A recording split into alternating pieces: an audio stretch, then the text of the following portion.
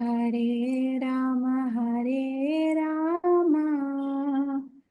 രാമ രാമ ഹരേ ഹരേ, ഹരേ കൃഷ്ണ കൃഷ്ണ കൃഷ്ണ കൃഷ്ണ ഹരേ ഹരേ, ഹരേ രാമ രാമ രാമ രാമ ഹരേ ഹരേ, ഹരേ കൃഷ്ണ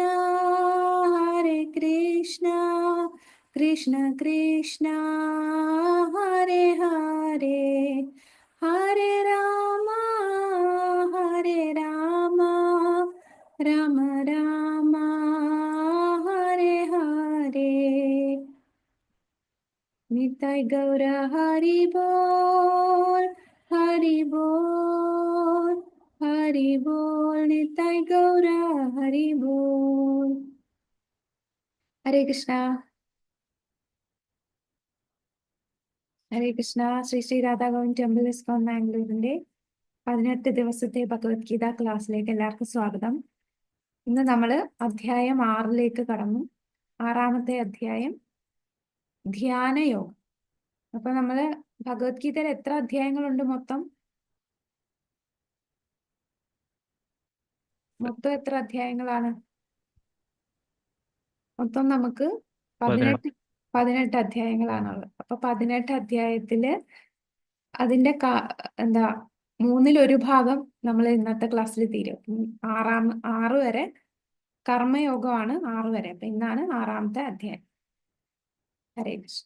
ഓം അജ്ഞാനതിമിരാന്ധസ്യ ജ്ഞാനാഞ്ജനശലാഖയാ ചക്ഷുരുന്മീലിതം യേന തസ്മൈ ശ്രീ ഗുരുവേ നമഃ. നമോ വിഷ്ണുപാദായ കൃഷ്ണപ്രേഷ്ഠായ ഭൂതലേ ശ്രീമതേ ഭക്തിവേദാന്ത സ്വാമിനിധി നാമിനെ. നമസ്തേ സരസ്വതേ ദേവേ ഗൗരവാണി പ്രചാരിണേ നിർവിശേഷ ശൂന്യവാദി പാശ്ചാത്യ ദേശധാരിണേ. ജയ ശ്രീകൃഷ്ണ ചൈതന്യ പ്രഭു നിത്യാനന്ദ ശ്രീ അദ്വൈത ഗദാധര ശ്രീവാസാദി ഗൗര ഭക്തവൃന്ദ.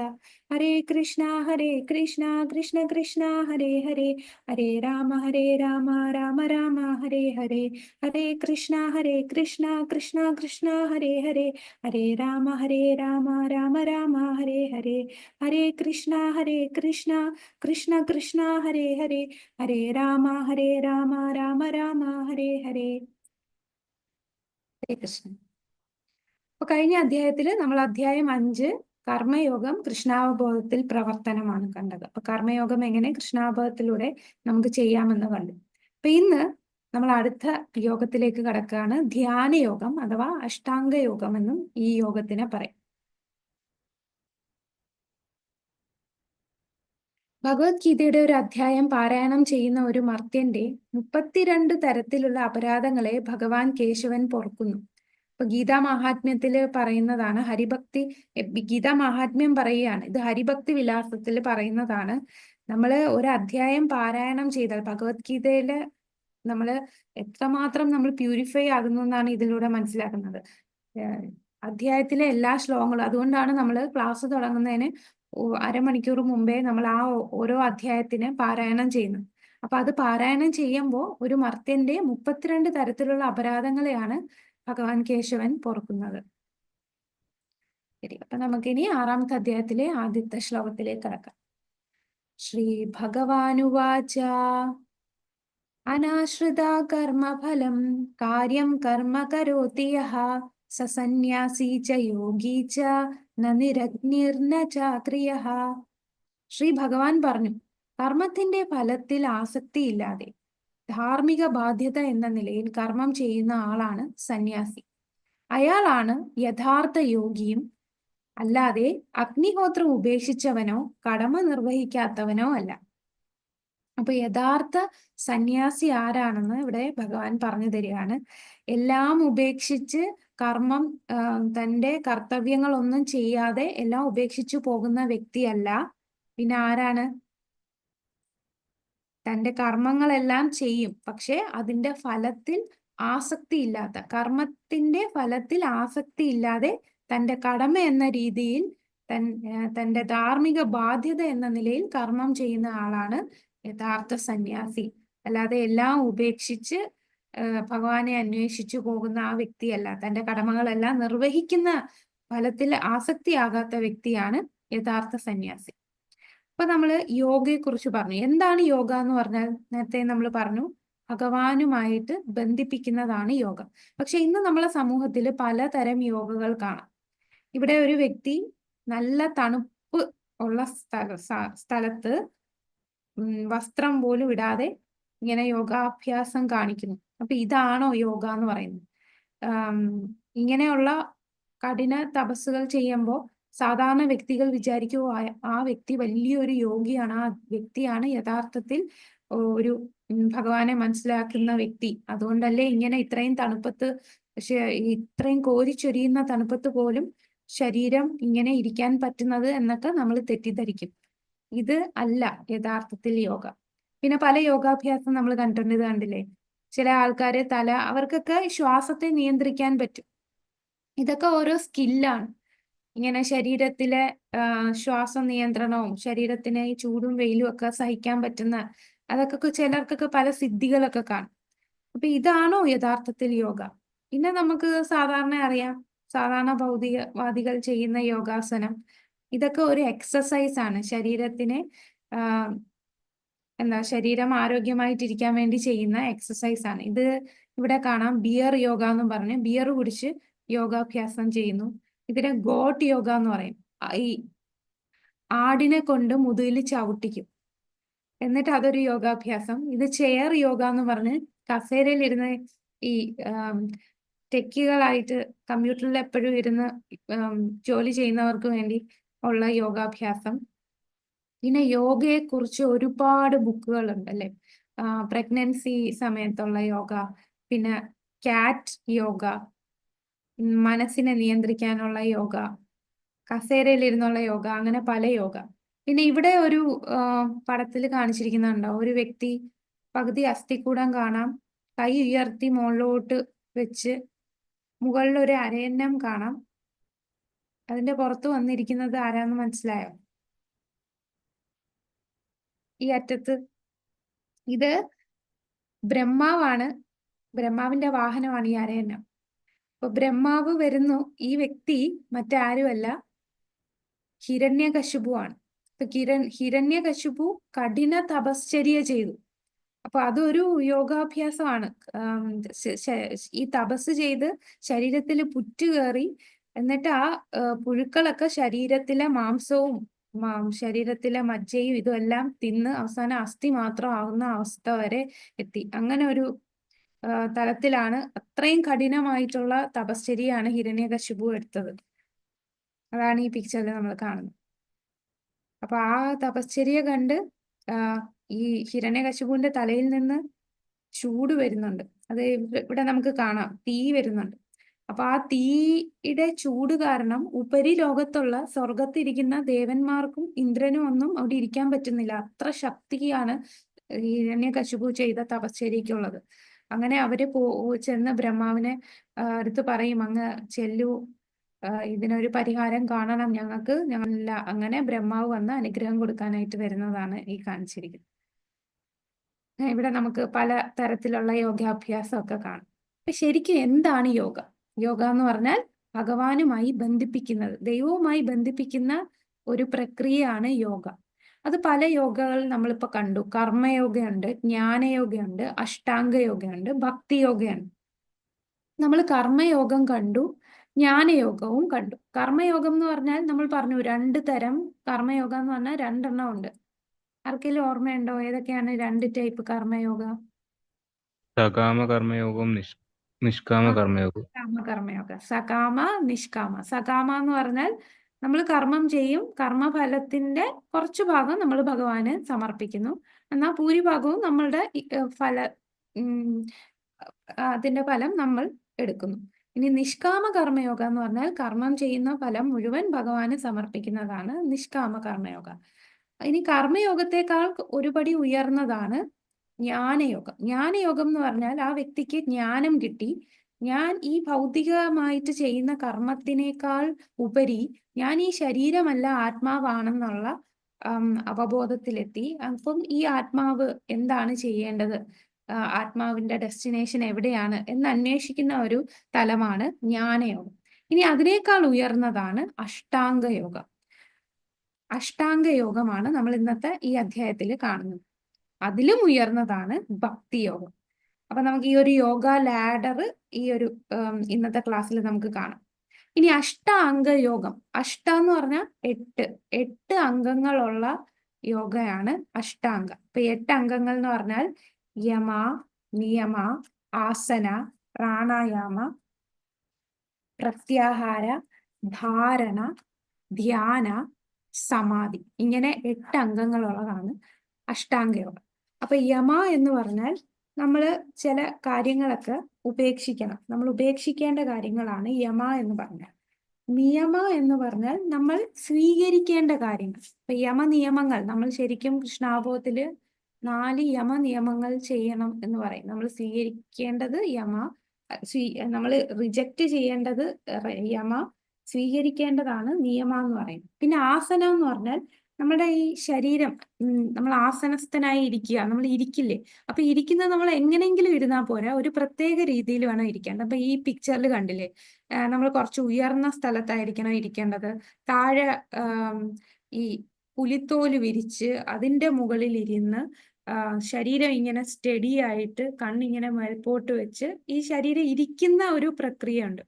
അതാണ് ആസന. പിന്നെ പ്രാണായാമ എന്ന് പറഞ്ഞാൽ എന്താണ്? ശ്വാസത്തിനെ നിയന്ത്രിക്കുക. അതാണ് പ്രാണായാമം. പിന്നെ പ്രത്യാഹാര. പ്രത്യാഹാരം എന്ന് പറഞ്ഞാൽ ഇന്ദ്രിയങ്ങളെയെല്ലാം ഇന്ദ്രിയ വസ്തുക്കളിൽ നിന്ന് വിടുക. അതായത് മറ്റൊരു, നമ്മുടെ കണ്ണ്, മൂക്ക്, നാവ്, ഇതൊന്നും വേറെ ഒന്നിനോടും ആസക്തിയില്ല, വേറെ ഒന്നിലോട്ടും പോകാതെ കോൺസെൻട്രേറ്റ് ചെയ്യുന്നതിനെയാണ് പ്രത്യാഹാര. ധാരണ എന്ന് പറഞ്ഞാൽ നമ്മളുടെ മനസ്സിനെ ഭഗവാനിലേക്ക്, ആ ഭഗവാന്റെ രൂപം, അതായത് പരമാത്മാവിനെയാണ് ഈ അഷ്ടാംഗ യോഗയിലൂടെ പ്രാർത്ഥിക്കുന്നത്. അപ്പൊ ആ പരമാത്മാ, നമ്മളുടെ ഉള്ളില്, എല്ലാവരുടെ ഉള്ളിലും പരമാത്മാവുണ്ട്. ആ പരമാത്മാവിലേക്ക് മനസ്സിനെ കേന്ദ്രീകരിക്കുന്നതാണ് ധാരണ. ധ്യാന എന്ന് പറഞ്ഞാൽ ഇന്റൻസ് ആയിട്ട് ആ പരമാത്മാവിനെ ധ്യാനിക്കുന്നത്. സമാധി എന്ന് പറഞ്ഞാൽ പൂർണ്ണമായിട്ട് ആ വ്യക്തി ഭഗവാനിൽ തന്നെ അങ്ങ് അബ്സോർബായി, കംപ്ലീറ്റ് അബ്സോർപ്ഷൻ എന്ന് പറയും. അതാണ് സമാധി. അപ്പൊ ഇവിടെ കാണാം, ഈ വ്യക്തി ഇവിടെ താഴെ പുലിത്തോലൊക്കെ ഇടുന്നതെന്ന് പറഞ്ഞാൽ ഈ ഒരു ഇത് വെച്ചാൽ ഇവിടെ സാധാരണ നമ്മളെ വീട്ടില് ആരും ഇല്ലാത്ത, ഇപ്പൊ ടെറസിലൊക്കെ പോയി നമുക്കിതൊന്നും ചെയ്യാൻ പറ്റില്ല. ഈ അഷ്ടാംഗ യോഗ ചെയ്യണമെങ്കിൽ കാട്ടിൽ പോയി ആയിരിക്കണം ചെയ്യേണ്ടത്. കാട്ടിൽ പോയി ചെയ്യുന്നതിന് ഉദ്ദേശം എന്താണ്? മറ്റുള്ള ഭൗതിക വസ്തുക്കളുമായിട്ട് മാറി നിൽക്കാൻ വേണ്ടിയാണ് കാട്ടിൽ പോകുന്നത്. പക്ഷെ കാട്ടിൽ എന്ന് പറഞ്ഞാൽ നോക്കാം, ഇവിടെ തന്നെ ഈ പടത്തിലുണ്ട്, ബാക്കിൽ കടുവ പോകുന്നുണ്ട്. പക്ഷെ അദ്ദേഹത്തിന് ഇതൊന്നും ബാധിക്കുന്നില്ല. ഈ ഒരു പ്രക്രിയ ഇന്നത്തെ കാലത്ത് പ്രാക്ടിക്കൽ ആണോ? ഇന്നത്തെ കാലത്ത് നമുക്ക് കാട്ടിലൊക്കെ പോയി ഇതുപോലെ നമ്മളവിടെ പോയാൽ തന്നെ പുലി വരുമോ പാമ്പ് വരുമോ എന്ന് പേടിച്ചിരിക്കും. നമ്മുടെ മനസ്സ് അതുപോലെ ഡിസ്റ്റർബ്ഡ് ആണ്. നമുക്ക് അങ്ങനെ കേന്ദ്രീകരിച്ച് ഇങ്ങനെ ശ്രദ്ധിച്ചിരിക്കാൻ പറ്റില്ല. ഈ പുലിത്തോലൊക്കെ ഇടുന്നതെന്ന് പറഞ്ഞാൽ ഇഴജന്തുക്കളൊന്നും വന്ന് കയറാതിരിക്കാൻ വേണ്ടിയാണ് ഈ പുലിത്തോലിടുന്നത്. അപ്പൊ ഇങ്ങനെയുള്ള ചിട്ടകളോടുകൂടി ചെയ്യുന്ന ഒരു യോഗാസനമാണ് അഷ്ടാംഗ യോഗ. ഈ അഷ്ടാംഗ യോഗ കലിയുഗത്തില് പ്രാക്ടിക്കൽ അല്ല. കലിയുഗത്തിൽ നമ്മൾ അഷ്ടാംഗ യോഗ ചെയ്യില്ല. കാരണം നമുക്ക് അറിയാം, ഇന്നത്തെ ഈ ഒരു സാഹചര്യത്തിൽ ഇങ്ങനെ ഒന്നാമത് കാടെല്ലാം വെട്ടിത്തെളിച്ച് എല്ലാം വീട് വെച്ച് ഇങ്ങനെ പൊയ്ക്കൊണ്ടിരിക്കുകയാണ്. കാടൊക്കെ കുറഞ്ഞുകൊണ്ടിരിക്കുകയാണ്. അപ്പൊ അങ്ങനെ ഒരു അവസ്ഥയിൽ ഈ ഒരു സിറ്റുവേഷനിൽ പറ്റുന്നതല്ല. ഉദ്ധരേതാത്മനാത്മാനം ആത്മാനം അവസാദയേത് ആത്മൈ വഹ്യാത്മനോ ബന്ധുരാത്മൈ വരീ പുരാത്മനഃ. മനുഷ്യൻ മനസ്സിന്റെ സഹായത്തോടെ സ്വയം ഉദ്ധരിക്കണം, അധപ്പതിക്കരുത്. ബദ്ധനായ ആത്മാവിന് തന്റെ മനസ്സത്രേ ബന്ധു, അത് തന്നെയാണ് ശത്രുവും. അപ്പൊ ഇവിടെ പറയുന്നുണ്ട് മനസ്സിനെ നിയന്ത്രിക്കണം.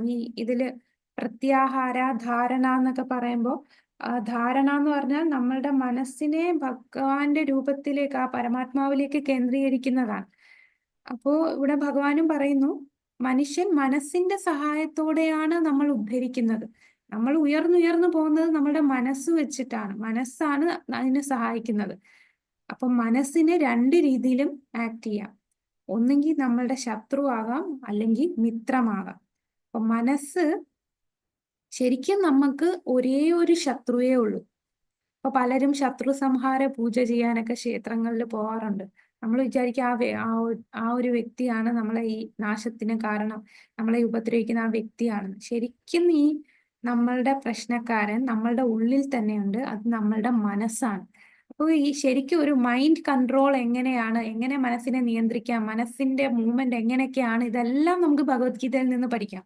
ഈ 6-ാമത്തെ അധ്യായത്തില് മനസ്സിനെ കുറിച്ചാണ്, മനസ്സെങ്ങനെ നിയന്ത്രിക്കാം എന്നൊക്കെ ഭഗവാൻ പറഞ്ഞു കൊടുക്കുന്നുണ്ട്. അപ്പം ബദ്ധനായ ആത്മാവ് എന്ന് പറഞ്ഞാൽ നമ്മളെ പോലെ ഈ ഭൗതിക ലോകത്ത് ഈ ജനനവും മരണവും ഉള്ള ഈ സൈക്കിളിൽ പെട്ട് കിടക്കുന്ന ഈ ആത്മാവിന് മനസ്സ് ബന്ധുവാണ്, ശത്രുവാകും. അപ്പൊ മനസ്സ് തന്നെയാണ് ഉറ്റ സുഹൃത്ത്, മനസ്സ് തന്നെയാണ് നമ്മളുടെ ശത്രുവും. ബന്ധുരാത്മാത്മനസ്തസ്യ യേനാത്മൈവാത്മനാ ജിതഃ അനാത്മാനസ്തു ശത്രുത്വേ വർത്തേതാത്മൈവ ശത്രുവത്. മനസ്സിനെ ജയിച്ചവന് മനസ്സ് തന്നെയാണ് ഉറ്റ സുഹൃത്ത്.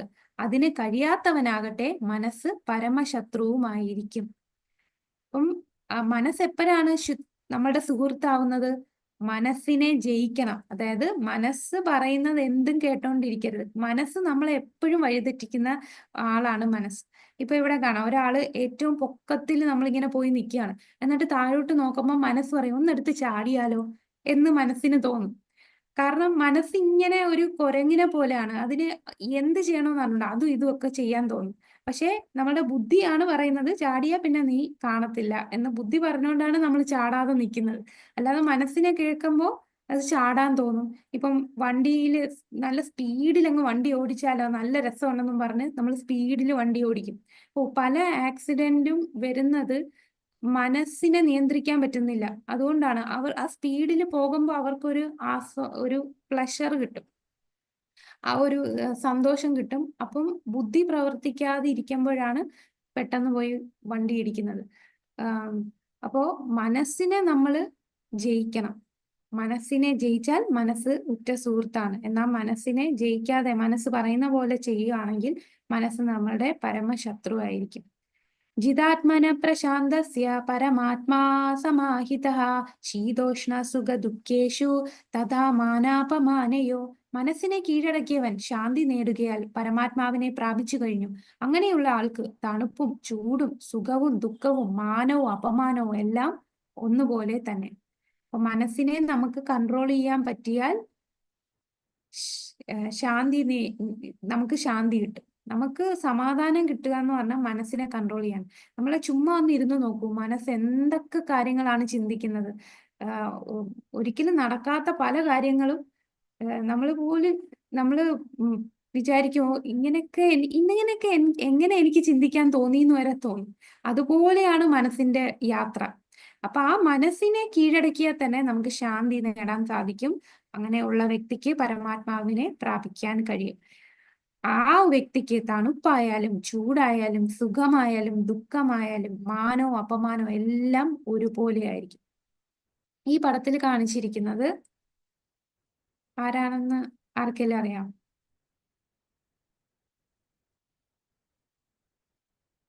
ഇത് ഹരിദാസ് താക്കൂർ ആണ്. ഹരിദാസ് താക്കൂർ എന്ന് പറയുന്നത് നമ്മുടെ ബ്രഹ്മാവ് തന്നെയാണ്. ചൈതന്യ മഹാപ്രഭുവിന്റെ കാലഘട്ടത്തില്, ആ സമയത്ത് ചൈതന്യ മഹാപ്രഭു ഒറ്റയ്ക്കല്ല വരുന്നത്, പാർഷദന്മാരുമായിട്ടാണ് വരുന്നത് അല്ലെ. ബലരാമൻ വന്നു, മഹാദേവനും മഹാവിഷ്ണുവും കൂടെ ചേർന്ന് വന്നു, രാധാറാണി വന്നു, പിന്നെ നമ്മളുടെ നാരദൻ വന്നു. അതുപോലെ ബ്രഹ്മാവ് ഒരു മുഹമ്മദീയനായിട്ടാണ് ജനിച്ചത്. മുഹമ്മദീയൻ മുസ്ലിം ഫാമിലിയിലായിട്ടാണ് ബ്രഹ്മാവ് ജനിച്ചത്. അദ്ദേഹം പക്ഷേ ഒരു വലിയ ഭഗവാന്റെ ഭക്തനായിരുന്നു. അദ്ദേഹത്തിന്റെ പേരാണ് ഹരിദാസ് താക്കൂർ. ഒരു ദിവസം 3 ലക്ഷം ഹരിയുടെ നാമം ജപിക്കുന്ന വ്യക്തിയാണ് ഹരിദാസ് താക്കൂർ. ഇപ്പൊ ഇതിൽ കാണാം, അദ്ദേഹം നാമം ജപിച്ചുകൊണ്ടിരിക്കുകയാണ്. തുളസിത്തറയുടെ ഫ്രണ്ടിലിരുന്ന് അദ്ദേഹം സദാസമയം നാമം ജപിച്ചുകൊണ്ടേയിരിക്കും. ഒരു ദിവസം 24 മണിക്കൂർ ഉണ്ടെങ്കിൽ അതില് ഈ ഫുൾ ടൈമും നാമം ജപിക്കും. അതായത് നമ്മൾ നേരത്തെ പറഞ്ഞില്ലേ, എല്ലാവരും ദിവസം ഒരു മാലയെങ്കിലും ജപിക്കണം, 108 തവണ ജപിക്കണം. ഇദ്ദേഹം 190 കൂടുതൽ മാല ജപിക്കുന്നുണ്ട് ഒരു ദിവസം. അപ്പൊ നിരന്തരം ഭഗവാന്റെ നാമം ജപിച്ചു. അദ്ദേഹം അങ്ങനെ നാമം ജപിച്ചതിനാൽ അദ്ദേഹം മനസ്സിനെ കീഴടക്കിയ വ്യക്തിയാണ്. അദ്ദേഹത്തിന് സുഖം വന്നാലും ദുഃഖം വന്നാലും മാനവും അപമാനവും എല്ലാം ഒരുപോലെയാണ്. അദ്ദേഹത്തിനെ ആർക്കും ആം, ആ, ഒന്നും ചെയ്യാൻ സാധിക്കില്ല. ഇദ്ദേഹത്തിന്റെ മുമ്പില് മായാദേവി തന്നെ ഒരു വേശ്യയുടെ രൂപത്തിൽ വന്ന് ഇദ്ദേഹത്തിനെ മനസ്സിളക്കാൻ നോക്കി. നമ്മൾ പല കഥകൾ കേട്ടിട്ടുണ്ടല്ലേ, വിശ്വാമിത്ര മഹർഷിയുടെ മനസ്സിളക്കാൻ ഉർവശി, രംഭ, അങ്ങനെ പല അപ്സരസുകൾ വന്ന് അവരുടെ കാൽ ചിലമ്പ് കേൾക്കുമ്പോഴേ വലിയ തപശ്ചര്യ ചെയ്തവരെല്ലാം വീണ് അത് നിർത്തിയിട്ട് ഈ അപ്സരസിന്റെ പുറകെ പോകും. ഈ ഹരിദാസ് താക്കൂറിന്റെ അടുത്ത് ഒരു സുന്ദരിയായിട്ടുള്ള ഒരു വേശ്യ സ്ത്രീ വന്ന് ഇദ്ദേഹത്തിന്റെ മനസ്സിളക്കാൻ ശ്രമിച്ചപ്പോൾ ഇദ്ദേഹം പറയും, ഒന്ന് വെയിറ്റ് ചെയ്യോ, ഞാൻ ഈ നാമം ഒന്ന് ജപിച്ച് തീരട്ടെ, എന്നിട്ട് നിങ്ങളുടെ ആഗ്രഹം ഞാൻ സാധിച്ചു തരാം. അങ്ങനെ അദ്ദേഹത്തിന്റെ നാമം എപ്പോഴാ തീരുക? തീരത്തേ ഇല്ലല്ലേ. എല്ലാ ദിവസവും ഇത്രയും 3 ലക്ഷം ഹരിനാമം ചൊല്ലുകയാണ്. അങ്ങനെ ചൊല്ലുന്നത് കേട്ട് ആദ്യത്തെ ദിവസം അവര് ലേറ്റായി. ഞാൻ പറഞ്ഞു ഞാൻ നാളെ വരാമെന്ന് പറഞ്ഞ സ്ത്രീ പോയി. തിരിച്ച് പിറ്റേ ദിവസം വന്നപ്പോഴും ഇതേ അവസ്ഥ തന്നെ. 3-ാമത്തെ ദിവസമായപ്പോൾ ഇദ്ദേഹത്തിന്റെ നാമജപം കേട്ട് ആ സ്ത്രീയുടെ മനസ്സ് മാറാൻ തുടങ്ങി. അവരും ഹരിയുടെ നാമം ജപിക്കാനും പിന്നീട് അവർ അടിയറവ് വെച്ച് അദ്ദേഹത്തിന്റെ ശിഷ്യയായി മാറുകയും ആ സ്ത്രീയും പിന്നീട് നാമം ജപിക്കാനും തുടങ്ങി. അപ്പൊ അത്ര മാറ്റമാണ്. ആ മനസ്സിനെ അത്രയും നിയന്ത്രിച്ച വ്യക്തിയാണ് ഹരിദാസ് താക്കൂർ. കാരണം എന്താണ്? ആ നാമജപം കൊണ്ട് അദ്ദേഹത്തിന് മനസ്സിനെ കീഴടക്കാൻ സാധിച്ചു. ജ്ഞാനവിജ്ഞാന തൃപ്താത്മാ കൂടസ്ഥോ വിജിതേന്ദ്രിയഃ യുക്ത ഇത്യുച്യതേ യോഗി സമലോഷ്ടാശ്മകാഞ്ചനഃ. ജ്ഞാനം കൊണ്ടും സാക്ഷാത്കാരം കൊണ്ടും തികച്ചും സംതൃപ്തനായ ഒരാളെ ആത്മസാക്ഷാത്കാര നിഷ്ഠനായ യോഗി എന്ന് പറയും. ആത്മസംയമിയായ അയാൾ അഭൗതികതയിൽ സ്ഥിതി ചെയ്യുന്നു. അയാളുടെ ദൃഷ്ടിയിൽ കല്ലും മണ്ണും സ്വർണവും എല്ലാം ഒന്നുപോലെയാണ്. നേരത്തെ പറഞ്ഞു സുഖം ദുഃഖം മാനം അപമാനം എല്ലാം ഒരുപോലെ. അതുപോലെ ഈ ജ്ഞാനം കൊണ്ട് ആത്മസാക്ഷാത്കാരം ലഭിച്ച വ്യക്തി, ആ വ്യക്തി എങ്ങനെയാണ്? അദ്ദേഹത്തിന്റെ കണ്ണില് കല്ലായാലും മണ്ണായാലും സ്വർണമായാലും ഒരുപോലെയാണ്. ഇതിന് ഉദാഹരണം ചൈതന്യ മഹാപ്രഭുവിന്റെ ശിഷ്യരായിട്ടുള്ള ഗോസ്വാമിമാരുണ്ട്. ഗോസ്വാമി എന്ന് പറഞ്ഞാൽ ഇന്ദ്രിയങ്ങളെ ജയിച്ചവൻ എന്നാണ് ഗോസ്വാമി. ഇന്ദ്രിയങ്ങളുടെ നാഥൻ എന്നാണ് ഗോസ്വാമിയുടെ അർത്ഥം. ഇന്ദ്രിയത്തെ എല്ലാം കൺട്രോൾ ചെയ്യാൻ പറ്റുന്ന. അപ്പൊ അങ്ങനെ ഉള്ള ഒരു സനാതന ഗോസ്വാമി എന്ന ഒരു ആചാര്യനുണ്ട്. അദ്ദേഹത്തിന്റെ അടുത്ത് ഒരു ബ്രാഹ്മണൻ ചെല്ലും. അപ്പൊ ഈ ബ്രാഹ്മണൻ വലിയ ശിവഭക്തനാണ്. അപ്പൊ ആ ശിവഭക്തനിഷ്ഠനായതുകൊണ്ട് ശിവനെ പ്രാർത്ഥിച്ചു. അങ്ങനെ മഹാദേവൻ പ്രത്യക്ഷപ്പെട്ടു. അദ്ദേഹം പറയും, എനിക്ക് ഏറ്റവും ഉത്തമമായിട്ടുള്ള ഒരു ഗിഫ്റ്റ് തരണം എന്ന് പറയും. അപ്പൊ പറയും, നിനക്ക് അത് സനാതന ഗോസ്വാമിയുടെ അടുത്ത് ചെന്നാൽ മതി, സനാതനന്റെ കയ്യിലുണ്ട്, അവിടേക്ക് ചെല്ലുമെന്ന് മഹാദേവൻ പറയും. അങ്ങനെ ഇദ്ദേഹം വിചാരിച്ചു, ഓ, സനാതന ഗോസ്വാമിയുടെ കയ്യിൽ ഒരു ചിന്താമണി കല്ലുണ്ട്. ചിന്താമണി കല്ലെന്ന് പറഞ്ഞാൽ ആ കല്ലുകൊണ്ട് എവിടെ തൊട്ടാലും അത് സ്വർണമായി മാറും. അപ്പൊ ആ ചിന്താമണി കല്ല് ഉള്ളത് കൊണ്ടായിരിക്കും മഹാദേവൻ എൻ്റെ അടുത്ത് പറഞ്ഞത് സനാതന ഗോസ്വാമിയുടെ അടുത്ത് ചെല്ലാൻ. അങ്ങനെ ഈ ബ്രാഹ്മണൻ സനാതന ഗോസ്വാമിയുടെ അടുത്ത് ചെല്ലുമ്പോൾ അദ്ദേഹത്തിനോട് ചോദിക്കും, അദ്ദേഹത്തിനോട് പറയും, ഇങ്ങനെ മഹാദേവൻ പറഞ്ഞു, എനിക്ക് അനുഗ്രഹം കിട്ടി, അപ്പൊ അങ്ങയുടെ കയ്യിൽ നിന്ന് അത് വാങ്ങിക്കാൻ പറഞ്ഞു. ഇങ്ങനെയാണ് പറയുന്നത്. അത് മഹാദേവൻ പറയുന്നില്ല ചിന്താമണി കല്ലാണ്, അത് പോയി വാങ്ങിക്കുന്നൊന്നും മഹാദേവൻ പറയുന്നില്ല. നിനക്ക് വേണ്ട ഏറ്റവും ഉത്തമമായിട്ടുള്ളത് സനാതന ഗോസ്വാമിയുടെ അടുത്ത് ചെന്നാ മതി എന്നേ പറഞ്ഞോളൂ. അത് എന്താന്നൊന്നും പറഞ്ഞില്ല. അപ്പൊ ഇദ്ദേഹം ഊഹിച്ചതാണ് ഇദ്ദേഹത്തിന്റെ കയ്യിൽ ഒരു കല്ലുണ്ട്, അതായിരിക്കും മഹാദേവൻ പറഞ്ഞത് അവിടെ ചെല്ലാൻ. അങ്ങനെ സനാതന ഗോസ്വാമിയുടെ അടുത്ത് ഈ കല്ല് തരാൻ അപ്പൊ പറയും, അതിനെന്താ, എടുത്തോളൂതോ, അവിടെ ഉണ്ടെന്ന് പറയും. അവിടെ ഉണ്ടെന്ന് പറയുന്നത് എവിടെയാണ്? ഈ ചവിറ്റുകൊട്ടയില് വേസ്റ്റ് ഒക്കെ ഇടുന്ന സ്ഥലത്ത് ഈ കല്ല് കിടക്കുന്നു. അപ്പൊ ഇദ്ദേഹം സന്തോഷത്തോടെ ആ കല്ലും എടുത്ത് കുറച്ചു ദൂരം നടന്നപ്പോഴാണ് വിചാരിച്ചത്, ഇത്രയും അമൂല്യമായിട്ടുള്ള ഈ രത്നത്തെ ചവിറ്റുകുട്ടയിലാണല്ലോ ഇദ്ദേഹം എറിഞ്ഞത്. അപ്പൊ അതിനർത്ഥം ഇതിനേക്കാളും ഉയർന്ന എന്തോ അദ്ദേഹത്തിന്റെ കയ്യിൽ ഉണ്ടല്ലോ. അപ്പൊ ഇതായിരിക്കില്ല. അങ്ങനെ തിരിച്ചു വന്ന സനാതന ഗോസ്വാമിയുടെ അടുത്ത് ചോദിക്കും, അങ്ങ് എന്തിനാണ് ഇത്രയും അമൂല്യമായിട്ടുള്ള ഈ രത്നം ചവിറ്റുകുട്ടയിൽ ഇട്ടത്? ഇതിലും അമൂല്യമായിട്ട് അങ്ങയുടെ കയ്യിൽ ഉണ്ടോ എന്ന് ചോദിക്കുമ്പോൾ പറയും, അതെ, ഇതിലും അമൂല്യമായിട്ടുള്ളത് എൻ്റെ കയ്യിലുണ്ട്. അത് നിനക്ക് വേണമെന്നുണ്ടെങ്കിൽ ഈ രത്നത്തെ എടുത്ത് നീ നദിയിൽ കളയാൻ പറയും. അങ്ങനെ അദ്ദേഹം നദിയിൽ കളയും. ഇദ്ദേഹത്തിന് വളരെ അമൂല്യമായിട്ടുള്ള, എന്താണ് കലിയുഗത്തിലെ ഏറ്റവും അമൂല്യമായിട്ടുള്ളത്? ഭഗവാന്റെ നാമം. ഹരേ കൃഷ്ണ കൃഷ്ണ കൃഷ്ണ ഹരേ ഹരേ, ഹരേ രാമ രാമ രാമ ഹരേ ഹരേ. അങ്ങനെ ആ നാമം അദ്ദേഹത്തിന് കൊടുക്കുകയാണ്. അപ്പൊ അതാണ് ഈ ആത്മസാക്ഷാത്കാരം ലഭിച്ച ആ സനാതന ഗോസ്വാമിയുടെ മുമ്പില് കല്ലും മണ്ണും സ്വർണവും എല്ലാം ഒരുപോലെയാണ്. അദ്ദേഹം ആ രത്നത്തെ വെറും കല്ലായിട്ടേ കണ്ടുള്ളൂ. ഹരേ കൃഷ്ണ.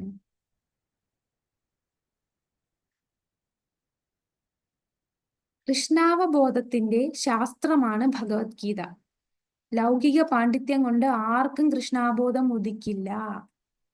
അത് വിശുദ്ധ പ്രജ്ഞനായ ഒരാളുമായി സഹവസിക്കാനുള്ള ഭാഗ്യം ഉണ്ടാകണം. കൃഷ്ണന്റെ കരുണ മൂലം ജ്ഞാനത്തെ സാക്ഷാത്കരിച്ച ആളാണ് കൃഷ്ണാബോധമാർന്ന ഭക്തൻ. നമുക്ക് ഒരുപാട് പണ്ഡിതനാണ്, നമുക്ക് ഒരുപാട് നോളജ് ഉണ്ടെന്നൊന്നും പറഞ്ഞാൽ കൃഷ്ണാബോധം വരില്ല. അതിന് ഭഗവാന്റെ കാരുണ്യം വേണം, ഭഗവാന്റെ ഭക്തന്റെ കാരുണ്യം വേണം. ആ ഭക്തരുമായിട്ട്, വിശുദ്ധ പ്രജ്ഞനായിട്ടുള്ള ആ ഭക്തനുമായിട്ട് നമ്മൾ സഹവസിക്കണം. എന്നാലേ നമുക്ക് ഈ കൃഷ്ണാബോധം കിട്ടുകയുള്ളൂ. ശുദ്ധ ഭക്തിപൂർവകമായ സേവനത്താൽ സംതൃപ്തനാണ് അയാൾ. ജ്ഞാനസാക്ഷാത്കാരം ഒരാളെ പൂർണ്ണതയിൽ എത്തിക്കുന്നു. ഈ പിക്ചറിൽ കാണിച്ചിരിക്കുന്ന ആരാന്ന് മനസ്സിലായോ? ഇവിടെ കുറെ കുട്ടികൾ ഇരിക്കുന്ന കാണാം. നടുക്ക് ഒരു കുട്ടി ഇരിപ്പുണ്ട്. പ്രഹ്ലാദനാണോ മാതാജി? അതെ, പ്രഹ്ലാദനാണ്. ഇത് പ്രഹ്ലാദന്റെ ഫ്രണ്ട്സ് ആണ് ഇതെല്ലാം. അപ്പൊ പ്രഹ്ലാദൻ അസുരകുലത്തിൽ ജനിച്ചതാണ് അല്ലെ. ഹിരണ്യകശിപുവിന്റെ മകനാണ് പ്രഹ്ലാദൻ. ഹിരണ്യകശിപുവിന്റെ മകൻ എന്ന് പറയുമ്പോൾ കൂടെയുള്ള ഫ്രണ്ട്സ് എന്തായിരിക്കും? പ്രഹ്ലാദൻ പഠിക്കാൻ പോയ അടുത്തുള്ള ഫ്രണ്ട്സ് അവരും അസുരകുലത്തിലുള്ള കുട്ടികളാണ്. അപ്പം ഷണ്ട അമർക്ക ഇവരാണ് അവരുടെ പഠിപ്പിക്കുന്ന ഗുരുക്കന്മാർ. അപ്പൊ ഈ പഠിക്കുന്നതിന്റെ ഇടയിൽ ബ്രേക്ക് ടൈം കാണുമല്ലോ. അപ്പൊ ബ്രേക്ക് ടൈം വരുമ്പോൾ കുട്ടികളെല്ലാം കളിക്കാൻ പോകും. പക്ഷെ പ്രഹ്ലാദൻ ഭഗവാന്റെ വലിയ ഭക്തനാണ്. ഭക്ത പ്രഹ്ലാദൻ. അപ്പൊ പ്രഹ്ലാദൻ ഇങ്ങനെ കുട്ടികളെ ഇങ്ങനെ വിളിച്ച് സ്നേഹത്തോടെ വിളിച്ച് അടുത്തിരുത്തിയിട്ട് അവരുടെ അടുത്ത് പറയും, നിങ്ങൾ ഇങ്ങനെ ആവശ്യമില്ലാതെ സമയം കളയരുത്. ഈ സമയത്ത് നമ്മൾ ഭഗവാനെ കുറിച്ചാണ് അറിയേണ്ടത്. ഈ കുട്ടികളെല്ലാം നിഷ്കളങ്കമായതുകൊണ്ട് അവർക്ക് അസുരന്മാരുടെ ആ വിദ്യാഭ്യാസം കൊടുത്തത് കൂടുതൽ അവരെ ഇൻഫ്ലുവൻസ് ആക്കിയില്ല. അതുകൊണ്ട് പ്രഹ്ലാദന്റെ വാക്കുകൾ അവരെ അത്രയും ശ്രദ്ധാപൂർവം കേൾക്കുകയും പ്രഹ്ലാദൻ പറഞ്ഞ പോലെ അവരും ഹരിനാമം ജപിക്കാൻ തുടങ്ങി. അപ്പോ അപ്പൊ കാരണം ഈ പ്രായത്തില് ഈ 5 വയസ്സുള്ള കുട്ടി എന്ന് പറയുമ്പോൾ സാധാരണ എന്താണ് നമുക്കറിയാം, നമ്മളെ വീട്ടിലുള്ള 5 വയസ്സുള്ള കുട്ടി എന്താണ് ചെയ്യുന്നത്? ഇങ്ങനെ കളിക്കാനുള്ള മനസ്സാണ്. പക്ഷേ പ്രഹ്ലാദൻ ജനിച്ചപ്പോഴേ ഭക്തനായിട്ടാണ് ജനിച്ചത്. അതിന് കാരണം എന്താണെന്നറിയോ? പ്രഹ്ലാദൻ എങ്ങനെയാ ഭക്തനായത്? അസുരന്റെ മകനായിട്ട് പോലും.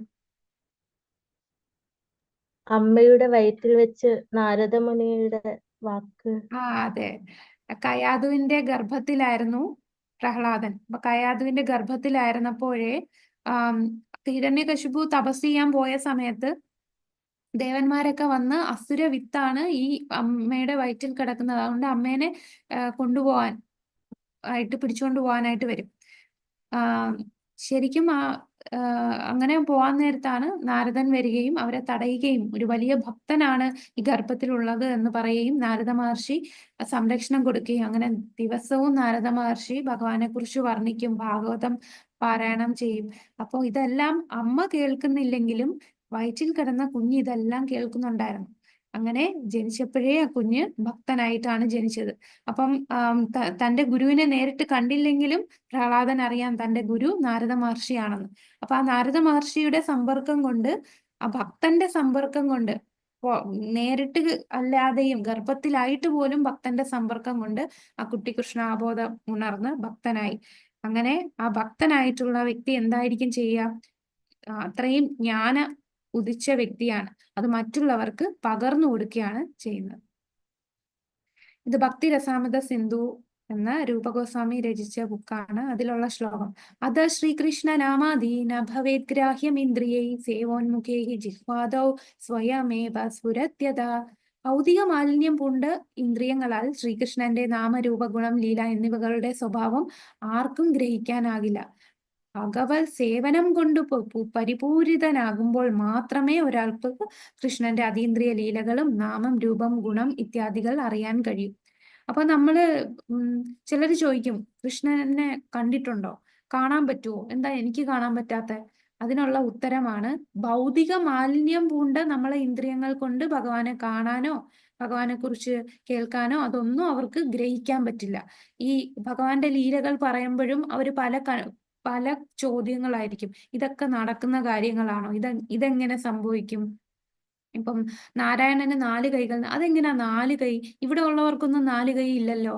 അതെങ്ങനെയാ ഈ ആഭരണങ്ങളൊക്കെ ഇട്ട് നടക്കുന്നത്? നമ്മൾ പല ട്രോളുകളും കണ്ടിട്ടുണ്ട്. ഈ ഹിന്ദുക്കളുടെ ദൈവങ്ങൾ എന്താ ഇങ്ങനെ എന്നൊക്കെ പറഞ്ഞ്. അവരൊക്കെ ഈ ഭൗതിക മാലിന്യം പൂണ്ട ഇന്ദ്രിയങ്ങളാണ്. അങ്ങനെയുള്ളവർക്ക് ഭഗവാൻ ഒരിക്കലും വെളിപ്പെടുത്തില്ല. അവർക്കൊന്നും ഗ്രഹിക്കാൻ കഴിയില്ല.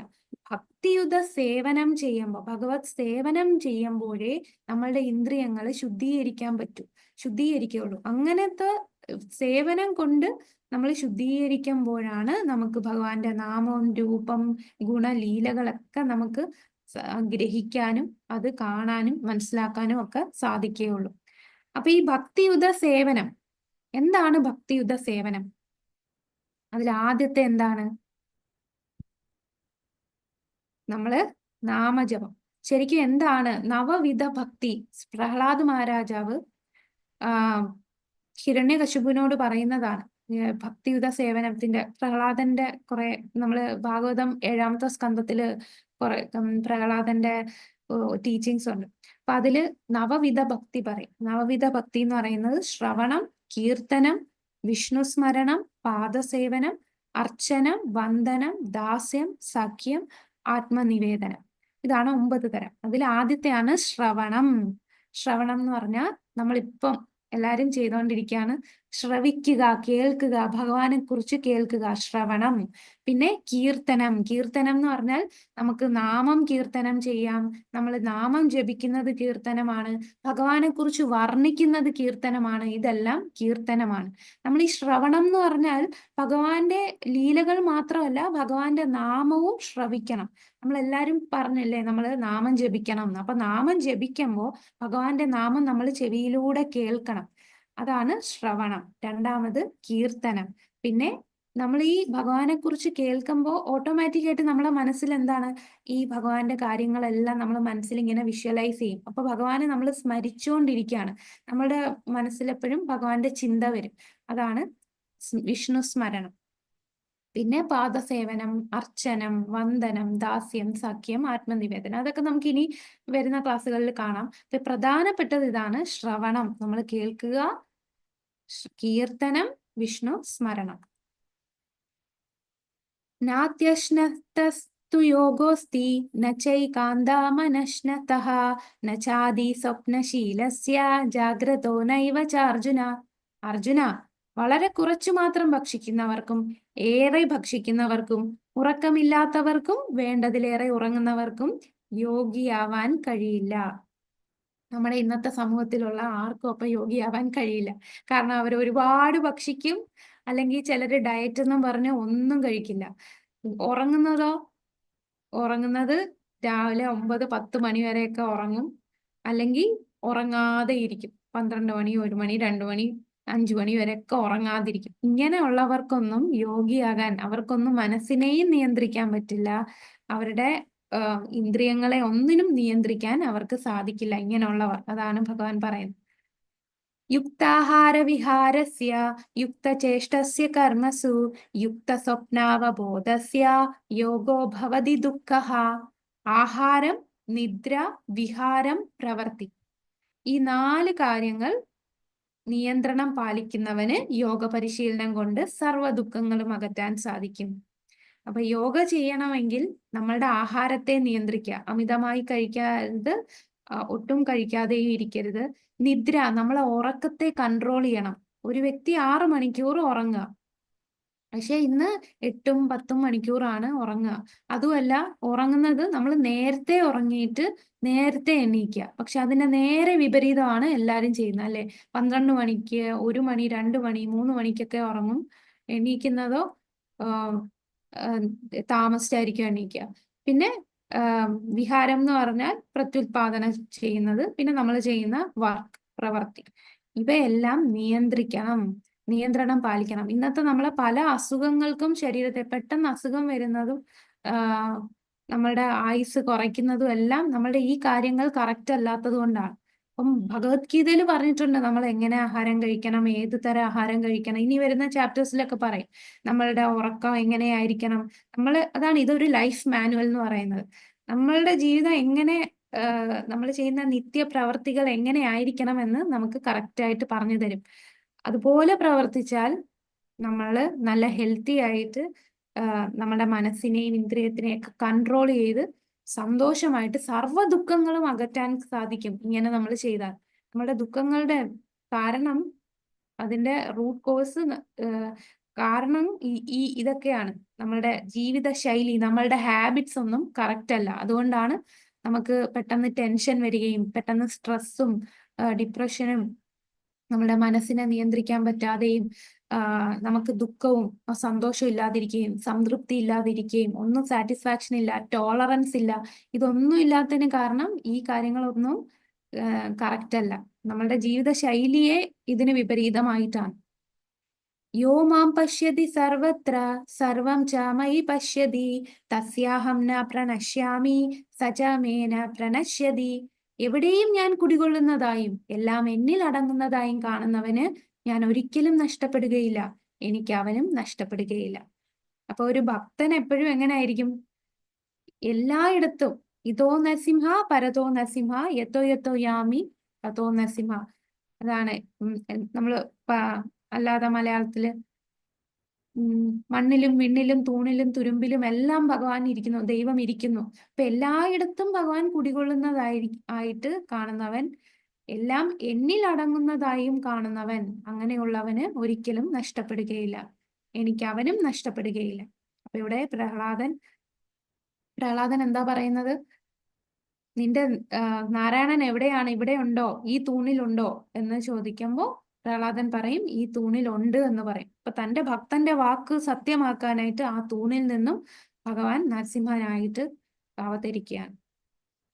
കൃഷ്ണാബോധം ഉദിച്ച ഒരു വ്യക്തി ഭഗവാനെ എവിടെയും ദർശിക്കുന്നു, എല്ലാം കൃഷ്ണനിൽ അധിവസിക്കുന്നു എന്ന് കാണുന്നു. അങ്ങനെയുള്ള വ്യക്തി ഭൗതിക പ്രകൃതിയുടെ ആവിഷ്കാരങ്ങളെയെല്ലാം കൃഷ്ണശക്തിയുടേതാണെന്ന് മനസ്സിലാക്കുന്നു. അപ്പൊ എന്ത് സംഭവിച്ചാലും, കാരണം ഭഗവാന്റെ കൺട്രോൾ അല്ലാതെ ഒന്നും ഈ ലോകത്ത് നടക്കില്ല. ഇന്നലെ നമ്മൾ പറഞ്ഞില്ലേ, ഒരേല പോലും അനങ്ങില്ല.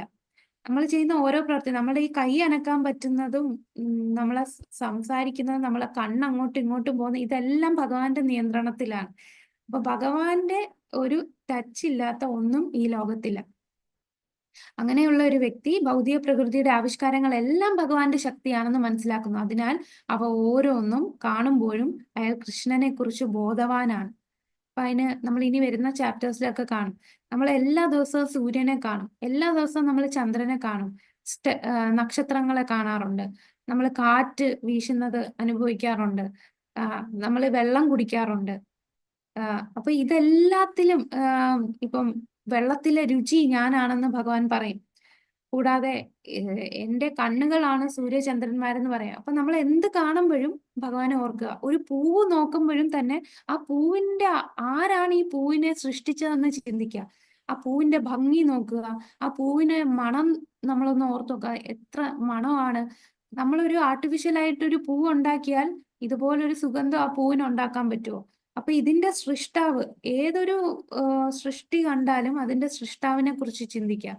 നമ്മളിപ്പം ലിയനാർഡോ ഡാവിഞ്ചിയുടെ ഒരു പിക്ചർ കണ്ട, മൊണാലിസയുടെ പിക്ചർ കാണുമ്പോൾ ആ മൊണാലിസ വരച്ച വ്യക്തിയെ കുറിച്ച് നമ്മൾ ചിന്തിക്കുക. അതുപോലെ ഈ ഭൗതിക പ്രകൃതിയിൽ എന്ത് കാണുമ്പോഴും, നല്ല പ്രകൃതി രമണീയമായ സ്ഥലങ്ങൾ കാണുമ്പോൾ നമ്മൾ ചിന്തിക്കുക, ഇത് ആരാണ് ഇത്രയും ഈ നദിയും ഈ മലകളും ഒക്കെ സൃഷ്ടിച്ചത്? അപ്പൊ ഏത് കാണുമ്പോഴും അവിടെ ആ കൃഷ്ണനെ കുറിച്ചുള്ള ബോധം, കൃഷ്ണാബോധം ഉദിച്ച വ്യക്തിക്കുണ്ടാവും. എല്ലായിടത്തും കൃഷ്ണന്റെ ശക്തി അദ്ദേഹം മനസ്സിലാക്കുന്നു. കൃഷ്ണനെ കൂടാതെ ഒന്നിനും നിലനിൽക്കാനാവില്ല. കൃഷ്ണനാണ് എല്ലാത്തിന്റെയും നാഥൻ. ഇതാണ് കൃഷ്ണാവബോധത്തിന്റെ മൗലിക സിദ്ധാന്തം. പ്രേമാഞ്ജനച്ചുരിത ഭക്തി വിലോചനേന സന്തഃ സദൈവ ഹൃദയേഷു വിലോകയന്തി യം ശ്യാമസുന്ദരമചിന്യ ഗുണസ്വരൂപം ഗോവിന്ദമാദിപുരുഷം തമഹം ഭജാമി. ഇത് ബ്രഹ്മസംഹിതയില് ബ്രഹ്മാവ് ഭഗവാനെ വർണ്ണിക്കുന്ന ശ്ലോകങ്ങളാണ് ബ്രഹ്മസംഹിത. അതിൽ പറയുന്നത് ഭഗവാനെ നമുക്ക് കാണണമെങ്കിൽ നമുക്ക് ഭഗവാനെ കാണാനുള്ള കണ്ണില്ല. ചിലർ പറയും ഭഗവാനുണ്ടോ എങ്കിൽ കാണിച്ചതാ എന്ന് പറയും. പക്ഷെ നിങ്ങൾക്ക് അത് കാണാനുള്ള കണ്ണുകളുണ്ടോ? നമുക്ക് ഭഗവാനെ കാണണമെങ്കിൽ നമ്മളുടെ കണ്ണില് പ്രേമാഞ്ജനം എഴുതണം. ഭഗവാനോടുള്ള പ്രേമം ഉദിക്കണം. ഭക്തന്റെ പ്രേമാഞ്ജനം എഴുതിയ കണ്ണുകൾക്ക് എപ്പോഴും ദൃശ്യനായിട്ടുള്ള ആദിപുരുഷനായ ഗോവിന്ദനെ ഞാൻ ഭജിക്കുന്നു. ഭക്ത ഹൃദയത്തിലത്രേ തന്റെ ശാശ്വതമായ ശ്യാമസുന്ദര രൂപത്തിൽ അവിടുന്ന് വാഴുന്നു. അപ്പൊ ആ ശുദ്ധ ഭക്തന്, ഭഗവാനോട് പ്രേമത്തിലെത്തിയ ആ ഭക്തന്റെ കണ്ണുകൾക്ക് എപ്പോഴും ഭഗവാന്റെ രൂപം കാണാൻ സാധിക്കും. പക്ഷെ നമുക്ക് അങ്ങനെ ഒരു കണ്ണില്ലാത്തത് കൊണ്ട് കാണാൻ സാധിക്കും. നമുക്ക് ഭഗവാനോട് അത്ര ആ ഒരു പ്രേമമില്ല, ആ സ്നേഹമില്ല. അതുകൊണ്ട് നമുക്ക് ഭഗവാനുപരിയായിട്ട് മറ്റു പല ആഗ്രഹങ്ങളാണുള്ളത്. എന്നാൽ ഒരു ഭക്തനെ എല്ലാം ഭഗവാൻ മാത്രം. അപ്പൊ അങ്ങനെയുള്ള വ്യക്തിക്ക് അവരുടെ കണ്ണിൽ ദൃശ്യനാണ്, അവർക്ക് ഭഗവാനെ കാണാൻ സാധിക്കും. പൂന്താനത്തിന് ഭഗവാനെ കാണാൻ സാധിച്ചു, കുറൂരമ്മയ്ക്ക് കാണാൻ സാധിച്ചു. അപ്പൊ എത്ര എത്ര ഭക്തർക്ക് കാണാൻ സാധിച്ചു. അപ്പോ അവർക്ക് കാണാൻ പറ്റി, പക്ഷെ നമുക്ക് കാണാൻ പറ്റുന്നില്ല. കാരണം അവരുടെ കണ്ണുകളിൽ ഭഗവാന്റെ പ്രേമമുണ്ട്. അവരുടെ ഉള്ളിൽ ഭഗവാന്റെ പ്രേമമുള്ളത് കൊണ്ട് അവരുടെ മുമ്പിൽ ഭഗവാന്റെ രൂപം പ്രത്യക്ഷമാവും. അവരുടെ ഹൃദയത്തിൽ എപ്പോഴും ഭഗവാന്റെ ഏത് രൂപമാണ്? നമ്മൾ കൃഷ്ണൻ എന്ന് പറയുമ്പോ നാരായണന്റെ രൂപമല്ല, ശ്യാമസുന്ദരനായിട്ടുള്ള ഓടക്കുഴലേന്തി നിൽക്കുന്ന തലയിൽ മയിൽപ്പൂലി വെച്ച് ശ്യാമസുന്ദര രൂപമാണ് ഒരു ഭക്തന്റെ ഹൃദയത്തിൽ കാണാൻ സാധിക്കുന്നത്. ഇതാണ് നമ്മുടെ അർജുനൻ. ഇത്രയും കാര്യങ്ങൾ മനസ്സിനെ ഇങ്ങനെ നിയന്ത്രിച്ച വ്യക്തിക്ക് യോഗയൊക്കെ ചെയ്യാൻ പറ്റൂ എന്ന് പറയുമ്പോ അർജുനൻ പറയും, ചഞ്ചലം ഹി മനഃ കൃഷ്ണ പ്രമാദി ബലവദൃഢം തസ്യാഹം നിഗ്രഹം മന്യേ വായോരിവ സുദുഷ്കരം. അപ്പൊ അർജുനൻ പറയാണ്, ഹേ കൃഷ്ണ, എന്റെ മനസ്സ് ചഞ്ചലമാണ്. ചഞ്ചലം എന്ന് പറഞ്ഞാൽ അടങ്ങിയിരിക്കത്തില്ല, ഇങ്ങനെ അങ്ങോട്ടും ഇങ്ങോട്ടും പോയിക്കൊണ്ടിരിക്കും. ഈ കൊരങ്ങനെ പോലെ. കൊരങ്ങനാണെങ്കിൽ ഒരു മരത്തിൽ നിന്നിട്ട് അടുത്ത മരത്തിൽ ചാടും. അവിടെ നിന്നിട്ട് ഒരു സെക്കൻഡ് അടങ്ങിയിരിക്കത്തില്ല. അതാണ് ഈ വികൃതികളായിട്ടുള്ള കുട്ടികളെ കണ്ടില്ലേ, ഒരിടത്ത് നിൽക്കുമ്പോൾ പെട്ടെന്ന് അപ്പുറത്തോട്ട് ചാടിപ്പോ. അതാണ് ചഞ്ചലമാണ് എന്റെ മനസ്സ്. പ്രമാദി എന്ന് പറഞ്ഞാൽ ഈ മതയാനയെ പോലെയാണ്. മതയാന എന്ന് പറഞ്ഞാൽ മതയാന ഇറങ്ങിക്കഴിഞ്ഞാൽ പിന്നെ അതിന്റെ ഫ്രണ്ടിൽ എന്ത് കണ്ടാലും അതിനെ ചവിട്ടി മെതിക്കും. അപ്പൊ ഒരു വാഴത്തോപ്പിൽ പോയ വാഴയെല്ലാം ചവിട്ടി മെതിച്ച് അതിനെ പിഴുതെടുത്ത് കളയും. അത്രയും പ്രമാദിയായിട്ടുള്ളതാണ് എന്റെ മനസ്സ്. ബലവത് ആണ്. ബലവത്ത് എന്ന് പറഞ്ഞാൽ ഈ നമ്മളെ ഭയങ്കര ബലമുള്ളതാണ്. അതായത് അടങ്ങി നിർത്താൻ നോക്കിയാലും അതിന്റെ ശക്തി കൂടുതലാണ്. ദൃഢതയുള്ളതാണ്. ദൃഢം എന്ന് പറഞ്ഞാൽ ഈ നായയുടെ വാല് എപ്പോഴും വളഞ്ഞേയിരിക്കും. അതിനെ എത്ര നേരെയാക്കാൻ നോക്കിയാലും, അത് 1000 വർഷം അതിന്റെ ഒരു കുഴലിനകത്ത് കയറ്റി ഈ വാല് നേരെയാക്കാൻ വെച്ചാലും ആ കുഴൽ ഊരിയാലോ അതിന്റെ വാല് വീണ്ടും മടങ്ങിയിരിക്കും. അത്രയും ദൃഢതയാണ്. എത്രയായാലും നന്നാവില്ല. അതുപോലെയാണ് നമ്മുടെ മനസ്സ്. അപ്പൊ 4 കാര്യങ്ങളാ പറയുന്നത്. ചഞ്ചലമാണ്, പ്രമാദിയാണ്, ബലവത്താണ്, ദൃഢമാണ്. തസ്യാഹം നിഗ്രഹം മന്യേ വായുരിവ സുദുഷ്കരം. കൃഷ്ണ, ഞാൻ വായുവിനെ നിയന്ത്രിക്കാം, പക്ഷേ ഇങ്ങനെയുള്ള ഈ മനസ്സിനെ നിയന്ത്രിക്കുന്നത് വളരെ ദുഷ്കരമാണ്. മനസ്സ് ചഞ്ചലമാണ്, പ്രക്ഷുബ്ധമാണ്, വഴങ്ങാത്തതാണ്, ബലമേറിയതാണ്. കൃഷ്ണ, അതിനെ നിയന്ത്രിക്കാൻ കാറ്റിനെ പിടിച്ചു നിർത്തുന്നതിനേക്കാൾ പ്രയാസമുണ്ടെന്ന് എനിക്ക് തോന്നുന്നു. ആരാണ് ഈ പറയുന്നത്? അർജുനനെ പോലെയുള്ള ഒരു യോദ്ധാവാണ് ഈ പറയുന്നത്. സാധാരണ മനുഷ്യനല്ല അല്ലെ. അർജുനന്റെ ഈ കഥ എല്ലാവർക്കും അറിയായിരിക്കും. ദ്രോണാചാര്യര് പഞ്ചപാണ്ഡവന്മാരെ വിളിച്ചിട്ട് ആ കിളിയുടെ കണ്ണിൽ അമ്പെയ്യാൻ പറയുമ്പോ ബാക്കി ഓരോരുത്തരും പറയുന്നത് എന്താണ്? ആ പക്ഷിയുടെ ചുറ്റുമുള്ളത് കാണാം, മരം കാണാം, ഇല കാണാം. ചിലർ പറയും പക്ഷി മാത്രം കാണാം. പക്ഷെ അർജുനൻ എന്താ പറയുന്നത്? എനിക്ക് വേറെ ഒന്നും കാണുന്നില്ല, ആ കണ്ണ് മാത്രമേ കാണുന്നുള്ളൂ. നീ അമ്പെയ്യാൻ പറയും. പിന്നീട് ദ്രൗപദി ആ, ആ, പാഞ്ചാലിയെ വിവാഹം കഴിക്കാനായിട്ട് പോകുമ്പോൾ ആ സ്വയംവര ആ സമയത്തും ഇതുപോലെയുള്ള ഒരു ടാസ്ക് ആണ് കൊടുക്കുന്നത്. ഈ കണ്ണാടിയിൽ നോക്കിയിട്ട് അതിന്റെ റിഫ്ലക്ഷൻ നോക്കിയിട്ട് ഇങ്ങനെ കറങ്ങുന്ന മീനിന്റെ കണ്ണിലോട്ട് അമ്പെയ്യണം. അപ്പൊ അത് മറ്റാർക്കും സാധിച്ചില്ല, അർജുനനാണ് സാധിച്ചത്. അപ്പൊ അത്രയും വീരനായിട്ടുള്ള അർജുനനാണ് പറയുന്നത് കാറ്റിനേക്കാൾ പ്രയാസമാണ് മനസ്സിനെ നിയന്ത്രിക്കാൻ. അപ്പൊ ഭഗവാൻ എന്താണ് പറയുന്നത്? ശ്രീ ഭഗവാനുവാച അസംശയം മഹാബാഹോ മനോ ദുർനിഗ്രഹം ചലം അഭ്യാസേന തു കൗന്ദേയ വൈരാഗ്യേന ച ഗ്രഹ്യത്തെ. ശരിയാണ് അർജുന, കുന്തിപുത്ര, അസ്ഥിരമായ മനസ്സിനെ അടക്കുക എന്നത് തീർച്ചയായിട്ടും ദുഷ്കരമാണ്. എന്നാൽ അഭ്യാസേന, പ്രാക്ടീസ്, യുക്തമായ പരിശീലനം കൊണ്ടും വൈരാഗ്യ, നിസ്സംഗത കൊണ്ടും അത് സാധിക്കാവുന്നതാണ്. അപ്പൊ പ്രാക്ടിക്കലായിട്ട് പറഞ്ഞാൽ നാമജപത്തിലൂടെ നാമം ജപിക്കുക.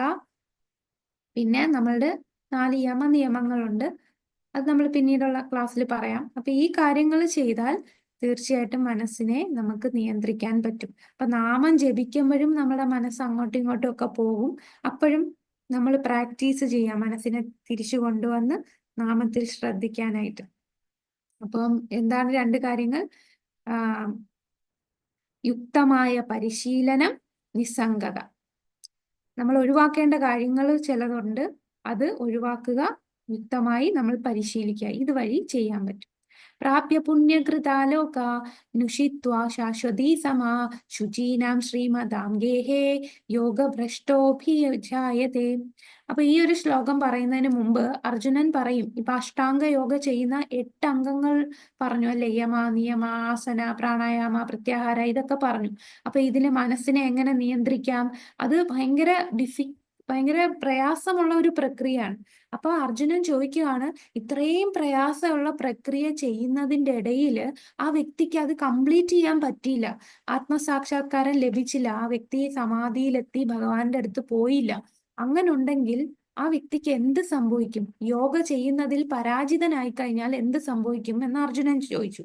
അതിനുത്തരമായിട്ടാണ് ഭഗവാൻ പറയുന്നത്, യോഗത്തിൽ പരാജിതനാകുന്നയാൾ പുണ്യം ചെയ്തവർക്കായിട്ടുള്ള ഉപരിലോകങ്ങളിൽ ആനന്ദം അനുഭവിച്ചുകൊണ്ട് അസംഖ്യം സംവത്സരങ്ങൾ വാണതിന് ശേഷം നീതിനിഷ്ഠതയുള്ള പുണ്യാത്മാക്കളുടെയോ ധനികരുടെയോ കുടുംബത്തിൽ വീണ്ടും പിറക്കും. അതായത് ഈ യോഗ അത്രയും കഷ്ടപ്പെട്ട് ചെയ്ത് അത് കംപ്ലീറ്റ് ചെയ്യാൻ പറ്റിയില്ല എന്നുണ്ടെങ്കിൽ ആ വ്യക്തിയുടെ അടുത്ത ജന്മം സ്വർഗലോകത്തായിരിക്കും. ആ സ്വർഗലോകത്ത് നമ്മൾ പറഞ്ഞില്ലേ, സ്വർഗലോകത്ത് പോയാലുള്ള അവിടെ പെർമനന്റ് ആയിട്ട് നിൽക്കാൻ പറ്റുമോ? സ്വർഗത്ത് എന്താണ് പ്രത്യേകത? സ്വർഗത്ത് പോയി കഴിഞ്ഞാൽ പിന്നെ എന്നും നമ്മൾ എറ്റേണൽ ആയിട്ട് മരണമില്ലാതെ സ്വർഗത്ത് നിൽക്കാൻ പറ്റുമോ? ഹരേ കൃഷ്ണ, നിൽക്കാൻ പറ്റുമോ? ഇല്ല. സ്വർഗത്ത് പോകുമ്പോ എന്താണ്, നമ്മളുടെ ആ ഒരു അക്കൗണ്ട് തീരുമ്പോ നമ്മളൊരു കുറച്ച് പുണ്യമായിട്ടായിരിക്കും അവിടെ ചെല്ലുക. ആ പുണ്യം തീർന്നു കഴിഞ്ഞാൽ വീണ്ടും നമ്മൾ ജനിക്കും. അപ്പോൾ ഈ വ്യക്തി, യോഗയിൽ പരാജിതനായ വ്യക്തി, അസംഖ്യം വർഷങ്ങൾ, ഈ സ്വർഗത്തെ ടൈമും നമ്മളുടെ ടൈമും ഡിഫറെന്റ് ആണ്. നമ്മളുടെ ഇവിടുത്തെ 6 മാസം സ്വർഗത്തുള്ള ഒരു പകലാണ്, പിന്നെ അടുത്ത 6 മാസം സ്വർഗത്തുള്ള രാത്രിയാണ്. അപ്പൊ നമ്മളുടെ ഒരു ഫുൾ വർഷമാണ് അവരുടെ ഒരു ദിവസം. സ്വർഗലോകത്തെ ഒരു ദിവസം എന്ന് പറഞ്ഞാൽ നമ്മളുടെ ഭൂമിയിലെ ഒരു വർഷമാണ്. അപ്പൊ അങ്ങനെയുള്ള സ്വർഗത്ത് കുറെ വർഷം, സ്വർഗത്തിന്റെ ടൈമിലുള്ള കുറെ വർഷം അവിടെ താമസിക്കും. അവിടെ ആനന്ദം, അവിടെ നല്ല സുഖ സൗകര്യമുള്ള സ്ഥലമാണ് സ്വർഗലോകം. അവിടെ സ്വർഗത്തില് ആനന്ദം അനുഭവിച്ച് ആ പുണ്യത്തിന്റെ അക്കൗണ്ട് തീർന്നു കഴിഞ്ഞാൽ ആ വ്യക്തി വീണ്ടും ഭൂമിയിൽ വന്ന് ജനിക്കേണ്ടി വരും. പക്ഷെ ഭൂമിയിൽ ജനിക്കുമ്പോൾ എങ്ങനെയുള്ള കുടുംബത്തിലായിരിക്കും ജനിക്കുക? പുണ്യാത്മാക്കളുടെ നീതിനിഷ്ഠമായിട്ടുള്ള, അതായത് കുറച്ച് കൾച്ചറുള്ള ഒരു ഫാമിലിയിലോ, അല്ലാന്നുണ്ടെങ്കിൽ ഒരു ധനികന്റെ ഫാമിലിയിലോ, നല്ല റിച്ച് ഫാമിലിയിലോ അവന് ജനിക്കാൻ സാധിക്കും. അതായത് ഈ യോഗ ചെയ്ത് നഷ്ടമായാൽ യോഗ ചെയ്ത് അത് കംപ്ലീറ്റ് ചെയ്തില്ലേലും അവന് നഷ്ടമില്ല. അത് കണ്ടിന്യൂ ചെയ്യാനുള്ള ഒരു ഫാമിലിയിൽ അവന് വീണ്ടും ജനിക്കാൻ സാധിക്കും എന്നാണ് പറയുന്നത്. ഇനി ഈ അധ്യായത്തിലെ അവസാനത്തെ ശ്ലോകം. ഇത്രയും കാര്യങ്ങൾ പറഞ്ഞിട്ട് ഭഗവാൻ പറയും, ഇതാണ് ഏറ്റവും പ്രധാനപ്പെട്ട ശ്ലോകം. ഇതിനകത്ത് പറയുന്നു, യോഗിനാമപി സർവേഷാം മദ്ഗതേനാന്തരാത്മനാ ശ്രദ്ധാവാൻ ഭജതേ യോ മാം സമേ യുക്ത തമോ മതഃ. പൂർണ്ണ വിശ്വാസത്തോടെ എപ്പോഴും എന്നിൽ തന്നെ നിലകൊള്ളുകയും എന്നെ തന്നെ ധ്യാനിച്ചുകൊണ്ട് പ്രേമപൂർവം എന്റെ ദിവ്യ സേവനത്തിൽ ഏർപ്പെട്ടുകൊണ്ടിരിക്കുകയും ചെയ്യുന്നവനാണ് എല്ലാ യോഗികളിലും വെച്ച് അത്യുത്തമ യോഗിയും എന്നോട് ദൃഢതമമായി യോഗത്തിൽ ബന്ധപ്പെട്ടിരിക്കുന്നവനും. ഇതാണ് എൻ്റെ അഭിപ്രായം. അപ്പൊ ഭഗവാൻ കർമ്മയോഗത്തെക്കുറിച്ച് 3-ാമത്തെ അധ്യായത്തിലും 5-ാമത്തെ അധ്യായത്തിലും എല്ലാം പറഞ്ഞു. ജ്ഞാനയോഗത്തെക്കുറിച്ച് 4-ാമത്തെ അധ്യായത്തിൽ പറഞ്ഞു. ഇപ്പോ 6-ാമത്തെ അധ്യായത്തിൽ അഷ്ടാംഗ യോഗയെ കുറിച്ച് പറഞ്ഞു. ഇതെല്ലാം പറഞ്ഞതിന് ശേഷം ഭഗവാൻ എന്താണ് പറയുന്നത്? ഈ എല്ലാ യോഗികളിലും എനിക്ക് ഏറ്റവും പ്രിയപ്പെട്ട വ്യക്തി ആരാണ്? സദാസമയം എന്നെ പ്രേമപൂർവം ധ്യാനിച്ചുകൊണ്ട് ഭക്തിയുത സേവനം ചെയ്യുന്ന വ്യക്തി, അതായത് ഭക്തിയോഗ ചെയ്യുന്ന കൃഷ്ണാവബോധമുള്ള വ്യക്തിയാണ്. ആ വ്യക്തിയാണ് എനിക്ക് ഏറ്റവും പ്രിയപ്പെട്ടത് എന്ന് പറയുന്നു. അപ്പോ ഇതിൽ നിന്ന് നമുക്ക് ഒരു യോഗ ലാഡർ ഉണ്ട്. അതുകൂടെ കണ്ടു കഴിഞ്ഞാൽ നമുക്ക് കാര്യം മനസ്സിലാവും. നമ്മൾ ഇതിൽ ഏത് യോഗയാണ് ഫോളോ ചെയ്യുന്നത് എന്ന് മനസ്സിലാക്കാം.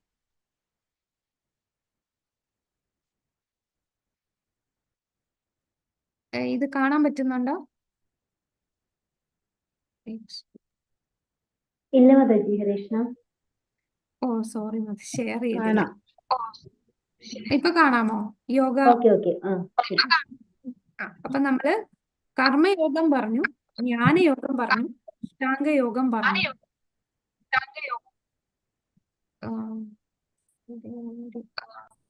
ഓക്കെ. കർമ്മകാണ്ഡം എന്ന് പറയുന്ന അതിന്റെ താഴെയുണ്ട്. കർമ്മകാണ്ഡം എന്ന് പറഞ്ഞാൽ അവര് കർമ്മങ്ങളെല്ലാം ശാസ്ത്രം അനുസരിച്ച് കർമ്മം ചെയ്യും. അത് ഫുൾ ഫലം അവര് പ്രതീക്ഷിച്ച് ചെയ്യുന്ന, അവര് ഈ ഫലത്തിന്റെ ഒരു ഭാഗം ഭഗവാന് കൊടുക്കുകയോ അങ്ങനൊന്നും ചെയ്യില്ല. അവരാണ് കർമ്മകാണ്ഡം. അവര് കുറെ പുണ്യ പ്രവർത്തികൾ ചെയ്യും, ഭഗവാനുമായിട്ട് കണക്ട് ചെയ്യുന്നില്ല. കണക്ട് ചെയ്യുമ്പോഴാണ് യോഗം എന്നുള്ള വാക്ക് വരിക. അപ്പൊ കർമ്മകാണ്ഡം എന്ന് പറഞ്ഞാൽ അവര് ശാസ്ത്രം പറഞ്ഞ അനുസരിച്ച് കർമ്മങ്ങളൊക്കെ ചെയ്യും, പക്ഷെ അതിന്റെ ഫലം പ്രതീക്ഷിച്ചാണ് കർമ്മം ചെയ്യുന്നത്. അതുകൊണ്ട് അവരിപ്പം നല്ല പുണ്യകർമ്മം ചെയ്യുകയാണെങ്കിൽ അവര് സ്വർഗത്ത് പോകും. കുറെ കഴിഞ്ഞ് അവര് വീണ്ടും ഭൂമിയിലേക്ക് വരും. അങ്ങനെ അങ്ങനെ പോകുന്നവരാണ് കർമ്മകാണ്ഡം. കർമ്മയോഗം എന്ന് പറഞ്ഞാൽ അവര് ചെയ്യുന്ന കർമ്മത്തിന്റെ ഒരു കർമ്മഫലത്തിന്റെ ഭാഗം ഭഗവാന് സമർപ്പിക്കുന്നു. അതാണ് കർമ്മയോഗം. ഇനി കർമ്മയോഗം തന്നെ 2 നമ്മൾ ഉണ്ടെന്ന് പറഞ്ഞു. സകാമ കർമ്മമുണ്ട്, നിഷ്കാമ കർമ്മം. അപ്പൊ നിഷ്കാമ കർമ്മയോഗം എന്ന് പറഞ്ഞാൽ എല്ലാ കർമ്മഫലവും ഭഗവാന് കൊടുക്കുന്നു. ഇനി അതിലും ഉയർന്ന വ്യക്തിയാണ് ജ്ഞാനയോഗം. ജ്ഞാനയോഗി എന്ന് പറഞ്ഞാൽ അവര് കുറച്ചുകൂടി ഉയർന്നതാണ്. അത് ഞാൻ ശരീരമല്ല ആത്മാവാണെന്ന് മനസ്സിലാക്കി ഈ ആത്മാവ് എന്താണ് ചെയ്യേണ്ടതെന്ന് അന്വേഷണത്തിലാണ്. അവര് ചിലപ്പോ ബ്രഹ്മത്തിൽ ലയിക്കും. നമ്മൾ നേരത്തെ പറഞ്ഞില്ലേ, ബ്രഹ്മൻ, പരമാത്മാ, ഭഗവാൻ. അതിൽ ബ്രഹ്മത്തിൽ ലയിക്കുന്നവരായിരിക്കും ജ്ഞാനയോഗികൾ. അതിനു മുകളിലാണ് അഷ്ടാംഗ യോഗികൾ. ഇന്നത്തെ ക്ലാസ്സിൽ നമ്മൾ കണ്ട യോഗിയാണ് അഷ്ടാംഗ യോഗി. അഷ്ടാംഗ യോഗി എന്താണ് ചെയ്യുക? അവരിങ്ങനെ ഈ മെഡിറ്റേഷൻ 8 അംഗങ്ങൾ, യമ, നിയമ, ആസന, പ്രാണായാമ, പ്രത്യാഹാര, ഇതെല്ലാം ചെയ്ത് സമാധിയിലെത്തും. അങ്ങനെയുള്ളവർ പരമാത്മാ സാക്ഷാത്കാരമായിരിക്കും എത്തുക.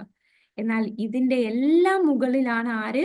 ഭക്തിയോഗം. ഭക്തിയോഗം എന്ന് പറഞ്ഞാൽ ഇത്രയും കഷ്ടപ്പാടൊന്നുമില്ല, ഏറ്റവും എളുപ്പമുള്ള വഴിയാണ്.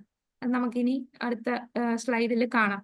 അപ്പോൾ നമ്മളിപ്പോ നിൽക്കുന്ന നമ്മളുടെ കൃഷ്ണാവബോധത്തിൽ ഇസ്കോൺ ഫോളോ ചെയ്യുന്ന ഏത് യോഗമാണ്? അത് ഭക്തി യോഗമാണ്. അപ്പൊ ഈ ക്ലാസ് അറ്റൻഡ് ചെയ്യുന്ന എല്ലാവരും ഇപ്പൊ ഭക്തി യോഗമാണ് നമ്മൾ പ്രാക്ടീസ് ചെയ്തുകൊണ്ടിരിക്കുന്നത്. നമ്മൾ നാമം ജപിക്കുന്നതെല്ലാം ഭക്തി യോഗം. ഭഗവാനും അത് തന്നെയാണ് പറഞ്ഞത്. ഭഗവാൻ എന്താണ് പറഞ്ഞത്? ഇത്രയൊക്കെ യോഗം ഉണ്ടെങ്കിലും എനിക്ക് ഏറ്റവും പ്രിയപ്പെട്ടത് എന്ന് പറയുന്നത് ഏതാണ്? ഭക്തിയോഗമാണ്. എനിക്ക് യോഗികളിൽ ഏറ്റവും പ്രിയപ്പെട്ടതെന്ന് പറയുന്നത് ഭക്തിയോഗിയാണെന്ന് ഭഗവാൻ പറയും.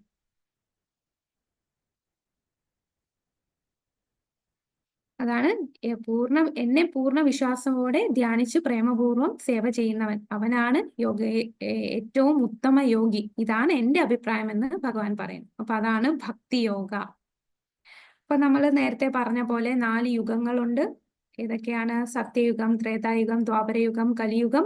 അപ്പൊ ഈ സത്യയുഗത്തിലായിരുന്നു അഷ്ടാംഗ യോഗയൊക്കെ ചെയ്യുന്നത്. കാരണം അവരിങ്ങനെ 60,000-70,000 വർഷം ഇങ്ങനെ തപസ് ചെയ്യും. കാരണം അന്നത്തെ കാലത്ത് അവർക്ക് 1,00,000 വർഷം വരെ ആയുസ് ഉണ്ടായിരുന്നു. ത്രേതായുഗത്തിലാണ് ഇങ്ങനെ യജ്ഞകുണ്ടത്തിൽ ഹോമമൊക്കെ ചെയ്യുന്നത്. ദ്വാപരയുഗത്തിലാണ്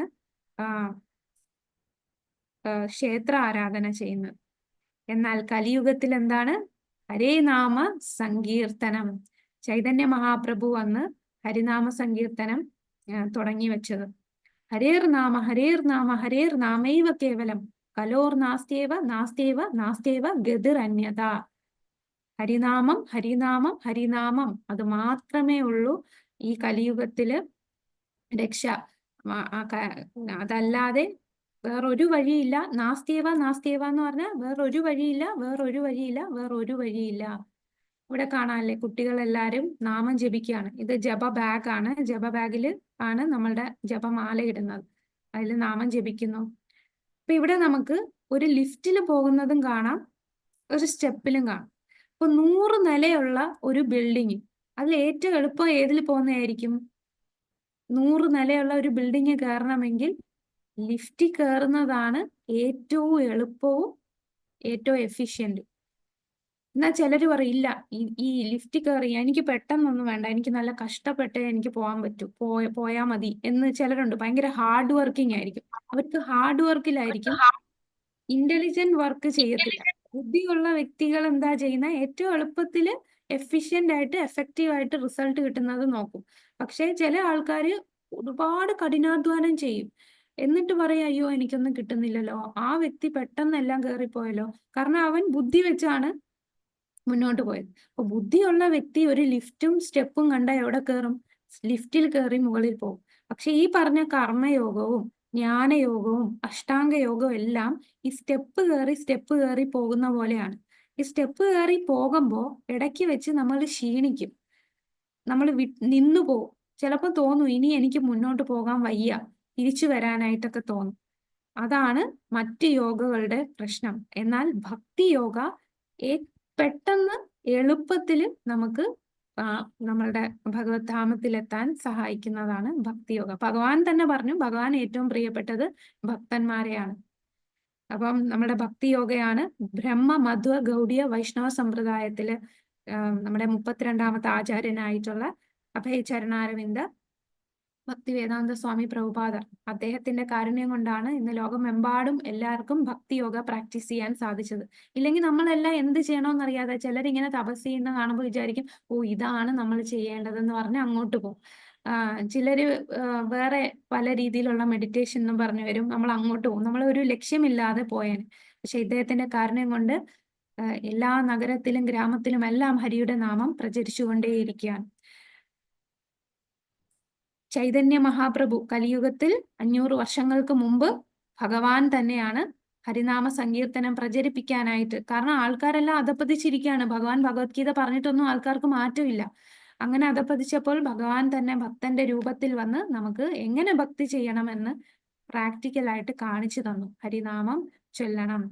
അപ്പൊ ഇനി ഇത് ശരിക്കും ഹരിനാമം തന്നെയാണോ? അതിന് നമ്മൾ റെഫറൻസ് പറയാണ് സ്ക്രിപ്ചേഴ്സിൽ, ഈ ശാസ്ത്രത്തിൽ പറഞ്ഞ് നാരായണീയ സംഹിതയിൽ പറയുന്നു, കലിയുഗത്തിൽ കാലഘട്ടത്തിൽ ആളുകൾ ഭഗവാന്റെ പരമോന്നത വ്യക്തിത്വത്തിന്റെ വിശുദ്ധ നാമങ്ങൾ ചൊല്ലണം. അടുത്തത് കലിസന്ധർണ ഉപനിഷത്തിൽ പറഞ്ഞു, എല്ലാ വേദസാഹിത്യങ്ങളിലൂടെയും തിരഞ്ഞതിനു ശേഷം ഹരേ കൃഷ്ണ മന്ത്രോച്ചാരണത്തെക്കാൾ ഈ കാലഘട്ടത്തിൽ മതത്തിന്റെ ഗംഭീരമായ ഒരു രീതി കണ്ടെത്താൻ കഴിയില്ല. അപ്പൊ എല്ലാ സാഹിത്യവും നോക്കിയിട്ട് കലിയുഗത്തില് നാമജപം, ഹരേ കൃഷ്ണ മഹാമന്ത്ര ജപം, അതല്ലാതെ വേറെ വഴിയില്ല. ഇത് ഭാഗവതത്തില് 12ാമത്തെ സ്കന്ധത്തിൽ പറയുന്നതാണ്. കലയോദോശ്ച നിദേരാജൻ അസ്തി ഏകോ മഹാഗുണാൻ കീർത്തനാദേവ കൃഷ്ണസ്യ മുക്തസംഗ പരം രചേത്. എന്റെ പ്രിയ രാജാവേ, കലിയുഗത്തിൽ തെറ്റുകൾ നിറഞ്ഞിട്ടുണ്ടെങ്കിലും ഈ പ്രായത്തെക്കുറിച്ച് ഈ യുഗത്തിൽ ഒരു നല്ല ഗുണമുണ്ട്. എന്താണ് ആ നല്ല ഗുണം? ഹരേ കൃഷ്ണ മഹാമന്ത്രം ചൊല്ലുന്നതിലൂടെ ഒരാൾക്ക് ഭൗതിക അടിമത്തത്തിൽ നിന്ന് മുക്തനാവുകയും അതീന്ദ്രിയ രാജ്യത്തിലേക്ക് ഉയർത്തപ്പെടാനും സാധിക്കും. പിന്നീട് ഭഗവത്ഗീതയിൽ 10ാമത്തെ അധ്യായത്തിൽ നമുക്ക് കാണാൻ സാധിക്കും. അവിടെ യജ്ഞാനാം ജപയജ്ഞോസ്മി എന്ന് ഭഗവാൻ പറയുന്നുണ്ട്. യജ്ഞങ്ങളിൽ തിരുനാമ ജപമാണ് ഞാൻ എന്ന് പറയുന്നു. ഇത് ശിഷ്ടാഷ്ടകത്തില് ചൈതന്യ മഹാപ്രഭു എഴുതിയ 8 ശ്ലോകങ്ങളുണ്ട്. അതില് 2ാമത്തെ ശ്ലോകത്തിൽ പറയുന്നു, നാം നാം അകാരി ബഹുദാർ നിജ സർവശക്തിസ്. അതായത് എന്റെ ഭഗവാനെ, ഭഗവാന്റെ പരമദിവ്യോത്തമ പുരുഷ, അങ്ങയുടെ വിശുദ്ധ നാമത്തിൽ ജീവനുള്ള സത്തയ്ക്ക് എല്ലാ ഭാഗ്യവുമുണ്ട്. അങ്ങയ്ക്ക് കൃഷ്ണ, ഗോവിന്ദ, ഇങ്ങനെ അനേകം പേരുകളുണ്ട്. എന്നാൽ ഈ പേരിലെല്ലാം അദ്ദേഹം തന്റെ എല്ലാ ശക്തിയും നിക്ഷേപിച്ചിരിക്കുകയാണ്. അവ ഓർക്കുന്നതിനുള്ള കഠിനവും വേഗത്തിലുമുള്ള നിയമങ്ങളില്ല. അതായത് ഭഗവാന്റെ നാമത്തിൽ അത്ര ശക്തിയാണ്, അതിന് നിയമങ്ങളില്ല. നമ്മള് ചില കാര്യങ്ങൾ ചെയ്യുമ്പോൾ നമ്മൾ നല്ല കുളിച്ച് ശുദ്ധിയായിട്ടൊക്കെ ചെയ്യണം. പക്ഷെ ഭഗവാന്റെ നാമം ജപിക്കുന്നതിന് നിയമങ്ങളില്ല. അപ്പൊ നാമം ജപിക്കുമ്പോൾ നമ്മൾ ശ്രദ്ധിക്കേണ്ടത്, ഹരേ കൃഷ്ണ മഹാമന്ത്രം തുടങ്ങുന്നതിന് മുമ്പ് നമ്മൾ എന്താ ചൊല്ലേണ്ടത്? പഞ്ചതത്വ മന്ത്രം ചൊല്ലണം. ജയ ശ്രീകൃഷ്ണ ചൈതന്യ പ്രഭു നിത്യാനന്ദ ശ്രീ അദ്വൈത ഗദാധര ശ്രീവാസാദി ഗൗരഭക്ത വൃന്ദ. ഈ നടുക്ക് നിൽക്കുന്നതാണ് ചൈതന്യ മഹാപ്രഭു. തൊട്ടടുത്ത് നിൽക്കുന്നതാണ്, ഈ നീല വസ്ത്രം ധരിച്ചിരിക്കുന്നതാണ് നിത്യാനന്ദ പ്രഭു. അടുത്തത് ഈ വെള്ള വസ്ത്രം ധരിച്ചത് അദ്വൈത പ്രഭു. ഈ ഭഗവാന്റെ തൊട്ടിപ്പുറത്ത് നിൽക്കുന്നത് ഗദാധർ പണ്ഡിറ്റ്. ഇങ്ങറ്റത്ത് നിൽക്കുന്നതാണ് ശ്രീവാസ്. അതായത് ഇത് നാരദനാണ്, രാധാറാണി, ഇത് ബലരാമൻ. പിന്നീട് വെള്ള വസ്ത്രം ധരിച്ചിരിക്കുന്നത് മഹാദേവനും മഹാവിഷ്ണുവിനും ചേർന്ന അവതാരമാണ്. ഇതാണ് പഞ്ചതത്വം. ഈ മന്ത്രം ജപിച്ചിട്ട് വേണം നമ്മൾ ഹരേ കൃഷ്ണ മഹാമന്ത്രം ചൊല്ലാൻ. അപ്പൊ മന്ത്രം ചൊല്ലുമ്പോൾ നമ്മൾ പയ്യെയോ അല്ല ഒരുപാട് ഒച്ചത്തിലും പറയണ്ട, നമ്മളുടെ ചെവി കൊണ്ട് കേൾക്കുന്ന സൗണ്ടിൽ നമുക്ക് കേൾക്കണം മന്ത്രം ചൊല്ലുമ്പോൾ. ചിലരിങ്ങനെ ഞാൻ മനസ്സിൽ ചൊല്ലിക്കൊള്ളാന്നും പറഞ്ഞ് ഇങ്ങനെ മാല ചൊല്ലും. അത് പാടില്ല. നമ്മൾ നാമം കേൾക്കണം. നമുക്ക് കേൾക്കാൻ പറ്റുന്ന ഉച്ചത്തിൽ മന്ത്രം ചൊല്ലുക. ഓരോ പേരും വ്യക്തമായിട്ട് ഹരേ കൃഷ്ണ കൃഷ്ണ കൃഷ്ണ ഹരേ ഹരേ, ഹരേ രാമ രാമ രാമ ഹരേ ഹരേ. ചിലര് ഹരേ കൃഷ്ണ കൃഷ്ണ കൃഷ്ണ എന്നൊക്കെ പറയും. അപ്പൊ കൃഷ്ണ എന്നൊന്നും കംപ്ലീറ്റ് വരില്ല. ചിലപ്പോ രാമയില് ഒരു രാമ മിസ്സാവും. അങ്ങനെ വരാൻ പാടില്ല. ഈ എല്ലാ വാക്കുകളും കറക്റ്റ് ആയിട്ട് ഉച്ചരിക്കുക, വ്യക്തമായിട്ട് ഉച്ചരിച്ച് നാമം ജപിക്കുക. ആദരവോടും ഭക്തിയോടും കൂടി നാമം ജപിക്കുക. ഏത് സ്ഥലത്തിരുന്നും നാമം ജപിക്കുക. ഇരിക്കുകയോ നടക്കുകയോ ഏത് ഡയറക്ഷനിൽ ഇരുന്ന് വേണമെങ്കിലും നാമം ജപിക്കുക. ഇന്ന ഡയറക്ഷനൊന്നുമില്ല. നിങ്ങൾക്ക് എപ്പോൾ വേണമെങ്കിലും ചൊല്ലാം. എപ്പോ വേണമെങ്കിലും. അതിരാവിലെ ചൊല്ലുന്നതാണ് ഏറ്റവും ഉത്തമം. ബ്രഹ്മ മുഹൂർത്ത സമയത്താണെങ്കിൽ ആ സമയത്ത് നമ്മുടെ മനസ്സും ബാക്കി വേറെ എല്ലാവരും ഉറങ്ങുന്ന സമയമായതുകൊണ്ട് നമുക്ക് മറ്റ് ഡിസ്റ്റർബൻസ് ഒന്നും ഇല്ലാതെ ശ്രദ്ധയോടെ നാമം ജപിക്കാൻ പറ്റുന്ന സമയം ബ്രഹ്മ മുഹൂർത്തമാണ്. എന്നാൽ എപ്പോ വേണമെങ്കിലും നാമം ജപിക്കാം. കുളിക്കുന്നതിന് മുമ്പോ കുളിക്കുന്നതിന് ശേഷമോ നമുക്ക് ജപിക്കാം. എണ്ണം വെച്ച് മഹാമന്ത്രം ചൊല്ലണം. അപ്പൊ ഈ 108 എന്നുള്ള എണ്ണം, അതിനാണ് മാല വാങ്ങിക്കാൻ പറയുന്നത്. മാലയിൽ നമുക്ക് നാമം ജപിക്കാം. അപ്പൊ മഹാമന്ത്രം ദിവസേന 108 തവണയെങ്കിലും ജപിക്കണം. മിനിമം ആണ് 108. സാധാരണ നമ്മൾ ഭക്തിയിൽ ഉയരുമ്പോൾ മിനിമം 16 മാലയാണ് പറയുന്നത്. പക്ഷെ തുടക്കത്തിൽ നമ്മൾ ഒരു മാല വെച്ച് തുടങ്ങും. ഇനി നാമം ജപിക്കുമ്പോൾ ചെയ്യാൻ പാടില്ലാത്തത്, ചിലര് ഹരേ കൃഷ്ണ കൃഷ്ണ കൃഷ്ണ ഒരു മുത്തില് ചൊല്ലും. എന്നിട്ട് അടുത്ത മുത്തില് ഹരേ രാമ രാമ രാമ ഹരേ ഹരേ. അങ്ങനെ ചൊല്ലാൻ പാടില്ല. കംപ്ലീറ്റ് 16 വാക്കുകളും ഒറ്റ മുത്തില് തന്നെ ചൊല്ലണം. അപ്പൊ ഒരു മുത്തിൽ ഏത് ചൊല്ലണം? ഹരേ കൃഷ്ണ കൃഷ്ണ കൃഷ്ണ ഹരേ ഹരേ, ഹരേ രാമ രാമ രാമ ഹരേ ഹരേ. ഇത് ഇത്രയും ഒരു മുത്തില്. അടുത്ത മുത്തില് ഹരേ കൃഷ്ണ കൃഷ്ണ കൃഷ്ണ ഹരേ ഹരേ, ഹരേ രാമ രാമ രാമ ഹരേ ഹരേ. അപ്പൊ എങ്ങനെയാ നാമം ജപിക്കുന്നതെന്ന് നമ്മൾ ഇതിനു മുമ്പുള്ള ക്ലാസ്സിൽ കാണിച്ചിട്ടുണ്ട്. ഇനി ജപമാലയിൽ കൃഷ്ണാമുത്തിൽ, ഈ നടുക്കുള്ള മുത്തില് നമ്മൾ പഞ്ചതത്വ മന്ത്രം ചൊല്ലുക. ഇതിൽ ഹരേ കൃഷ്ണ മഹാമന്ത്രം നമ്മൾ നടുക്കത്തെ മുത്തില് ചൊല്ലില്ല. ഈ മുത്തൊഴിച്ച് ബാക്കിയാണ് 108. ഇത് 109ാമത്തെ മുത്താണ്. ഇതിൽ നമ്മൾ മന്ത്രം ചൊല്ലില്ല. പുസ്തകമോ നമ്മൾ ഈ നാമം ജപിക്കുന്നതിന് സമയത്ത് നമ്മൾ ചെയ്യുന്ന മൊബൈൽ നോക്കിക്കൊണ്ട് നാമം ജപിക്കും, അല്ലെ എന്തെങ്കിലും ബുക്ക് വായിച്ചുകൊണ്ടോ. അങ്ങനെ ചെയ്യാൻ പാടില്ല. പുസ്തകമോ പത്രമോ വായിക്കുമ്പോൾ ഒരാൾ മന്ത്രം ചൊല്ലരുത്. TV, മൊബൈൽ തുടങ്ങിയവ കാണുമ്പോൾ ഒരാൾ മന്ത്രം ചൊല്ലരുത്. മന്ത്രം ചൊല്ലുമ്പോൾ നമ്മൾ അതിൽ മാത്രം ശ്രദ്ധിക്കുക. വേറെ കാര്യങ്ങളൊന്നും ചെയ്യാൻ പാടില്ല. അപ്പൊ നാമജപം ചെയ്യുമ്പോൾ നമുക്ക് എത്ര സന്തോഷവും ആനന്ദമാണെന്നറിയാം. എല്ലാവരും കൂടെ ചേർന്ന് നിന്ന് നാമസങ്കീർത്തനം ചെയ്യാം. ഇവിടെ നമുക്ക് കാണാം ഭക്തന്മാര് യഥാർത്ഥ സന്തോഷം, ആ മനസ്സിന് സമാധാനവും മനസ്സിന് യഥാർത്ഥ സന്തോഷവും ലഭിക്കുന്നത് ഈ നാമജപത്തിലാണ്. ഈ നാമജപത്തിലൂടെ നമുക്ക് ജ്ഞാനം ഉണ്ടാകുന്നു. നമുക്ക് ശരിയും തെറ്റും തിരിച്ചറിയുകയും യഥാർത്ഥത്തിൽ നമ്മൾ ഈ ജീവാത്മാവ് എന്താണ് ചെയ്യേണ്ടതെന്ന് മനസ്സിലാകുന്നു. അങ്ങനെ ഭക്തരുമായിട്ടുള്ള സംഘം ചേരാൻ സാധിക്കുന്നു. നമ്മളെല്ലാവർക്കും നാമം ജപിക്കാൻ സന്തോഷത്തോടെ ഈ നാമം ജപിക്കാൻ സാധിക്കും. നമുക്ക് ഉത്കണ്ഠകൾ എന്ന് ഇല്ലാതാകും നാമം ജപിക്കുമ്പോൾ. ഹരേ കൃഷ്ണ കൃഷ്ണ കൃഷ്ണ ഹരേ ഹരേ, ഹരേ രാമ ഹരേ രാമ ഹരേ രാമ രാമ രാമ ഹരേ ഹരേ. ഹരേ കൃഷ്ണ. ഈ ക്ലാസ്സിലെ എല്ലാരും നാമം ജപിക്കാൻ എല്ലാരും നാമം ജപിക്കുക. കാരണം നമ്മളുടെ ഈ കലിയുഗത്തില് ഇതല്ലാതെ മറ്റൊരു വഴിയില്ല. ഇനിയും തുടങ്ങാത്തവര് തീർച്ചയായിട്ടും തുടങ്ങണം. നമുക്ക് ജപമാല വാങ്ങിക്കാനുള്ള ലിങ്ക് എല്ലാം ഗ്രൂപ്പിൽ ഇട്ടിട്ടുണ്ട്. അഡ്മിൻസുമായിട്ട് കോൺടാക്ട് ചെയ്താൽ മതി. അതെങ്ങനെ വാങ്ങിക്കാം, അതിന്റെ റേറ്റ് എത്രയാണെന്നെല്ലാം പറയും. കാരണം ഈ കലിയുഗത്തില് നമുക്ക് വേറെ ഒരു രീതിയിൽ സമാധാനം കിട്ടില്ല. നമ്മൾ വിചാരിക്കും അതിന്റെ ബാധ്യതയൊക്കെ തീരട്ടെ എന്നിട്ട് തുടങ്ങാം. ഒരിക്കലും അതൊരു ഒരു തെറ്റിദ്ധാരണയാണ് നമ്മുടെ പ്രശ്നങ്ങൾ തീരുമെന്ന്. ഈ കലിയുഗം പ്രശ്നങ്ങൾ നിറഞ്ഞതാണ്. ഒന്നിനു പുറകെ ഒന്നിങ്ങനെ വന്നുകൊണ്ടേയിരിക്കും. എല്ലാം കഴിഞ്ഞിട്ട് ചെയ്യാന്ന് പറഞ്ഞാൽ അത് നടക്കില്ല, ഒന്നും കഴിയില്ല. ചിലർ പറയും എന്റെ പഠിത്തം കഴിയട്ടെ എന്നിട്ട് തുടങ്ങാം. നമ്മളിപ്പോഴേ ലേറ്റായി, നമ്മളിപ്പോഴേ തുടങ്ങണം. ഒട്ടും താമസിക്കാതെ ഇനിയും നാമജപം തുടങ്ങാത്തവര് തീർച്ചയായിട്ടും നാമം ജപിക്കുക. നമ്മുടെ കലിയുഗത്തിൽ ഇതല്ലാതെ മറ്റൊരു വഴിയുമില്ല. അപ്പൊ എല്ലാവരും അൺമ്യൂട്ട് ചെയ്ത് നമുക്കൊരു വട്ടം മന്ത്രം ചൊല്ലിയിട്ട് ഇന്നത്തെ ക്ലാസ് ഇവിടെ ചുരുക്കാം. ഹരേ കൃഷ്ണ കൃഷ്ണ കൃഷ്ണ ഹരേ ഹരേ രാമ രാമ രാമ ഹരേ ഹരേ. ഹരേ കൃഷ്ണ കൃഷ്ണ കൃഷ്ണ ഹരേ ഹരേ, ഹരേ രാമ രാമ രാമ ഹരേ ഹരേ. ഹരേ രാമ രാമ ഹരേ ഹരേ. ഹരേ കൃഷ്ണ കൃഷ്ണ ഹരേ ഹരേ, ഹരേ രാമ രാമ ഹരേ ഹരേ.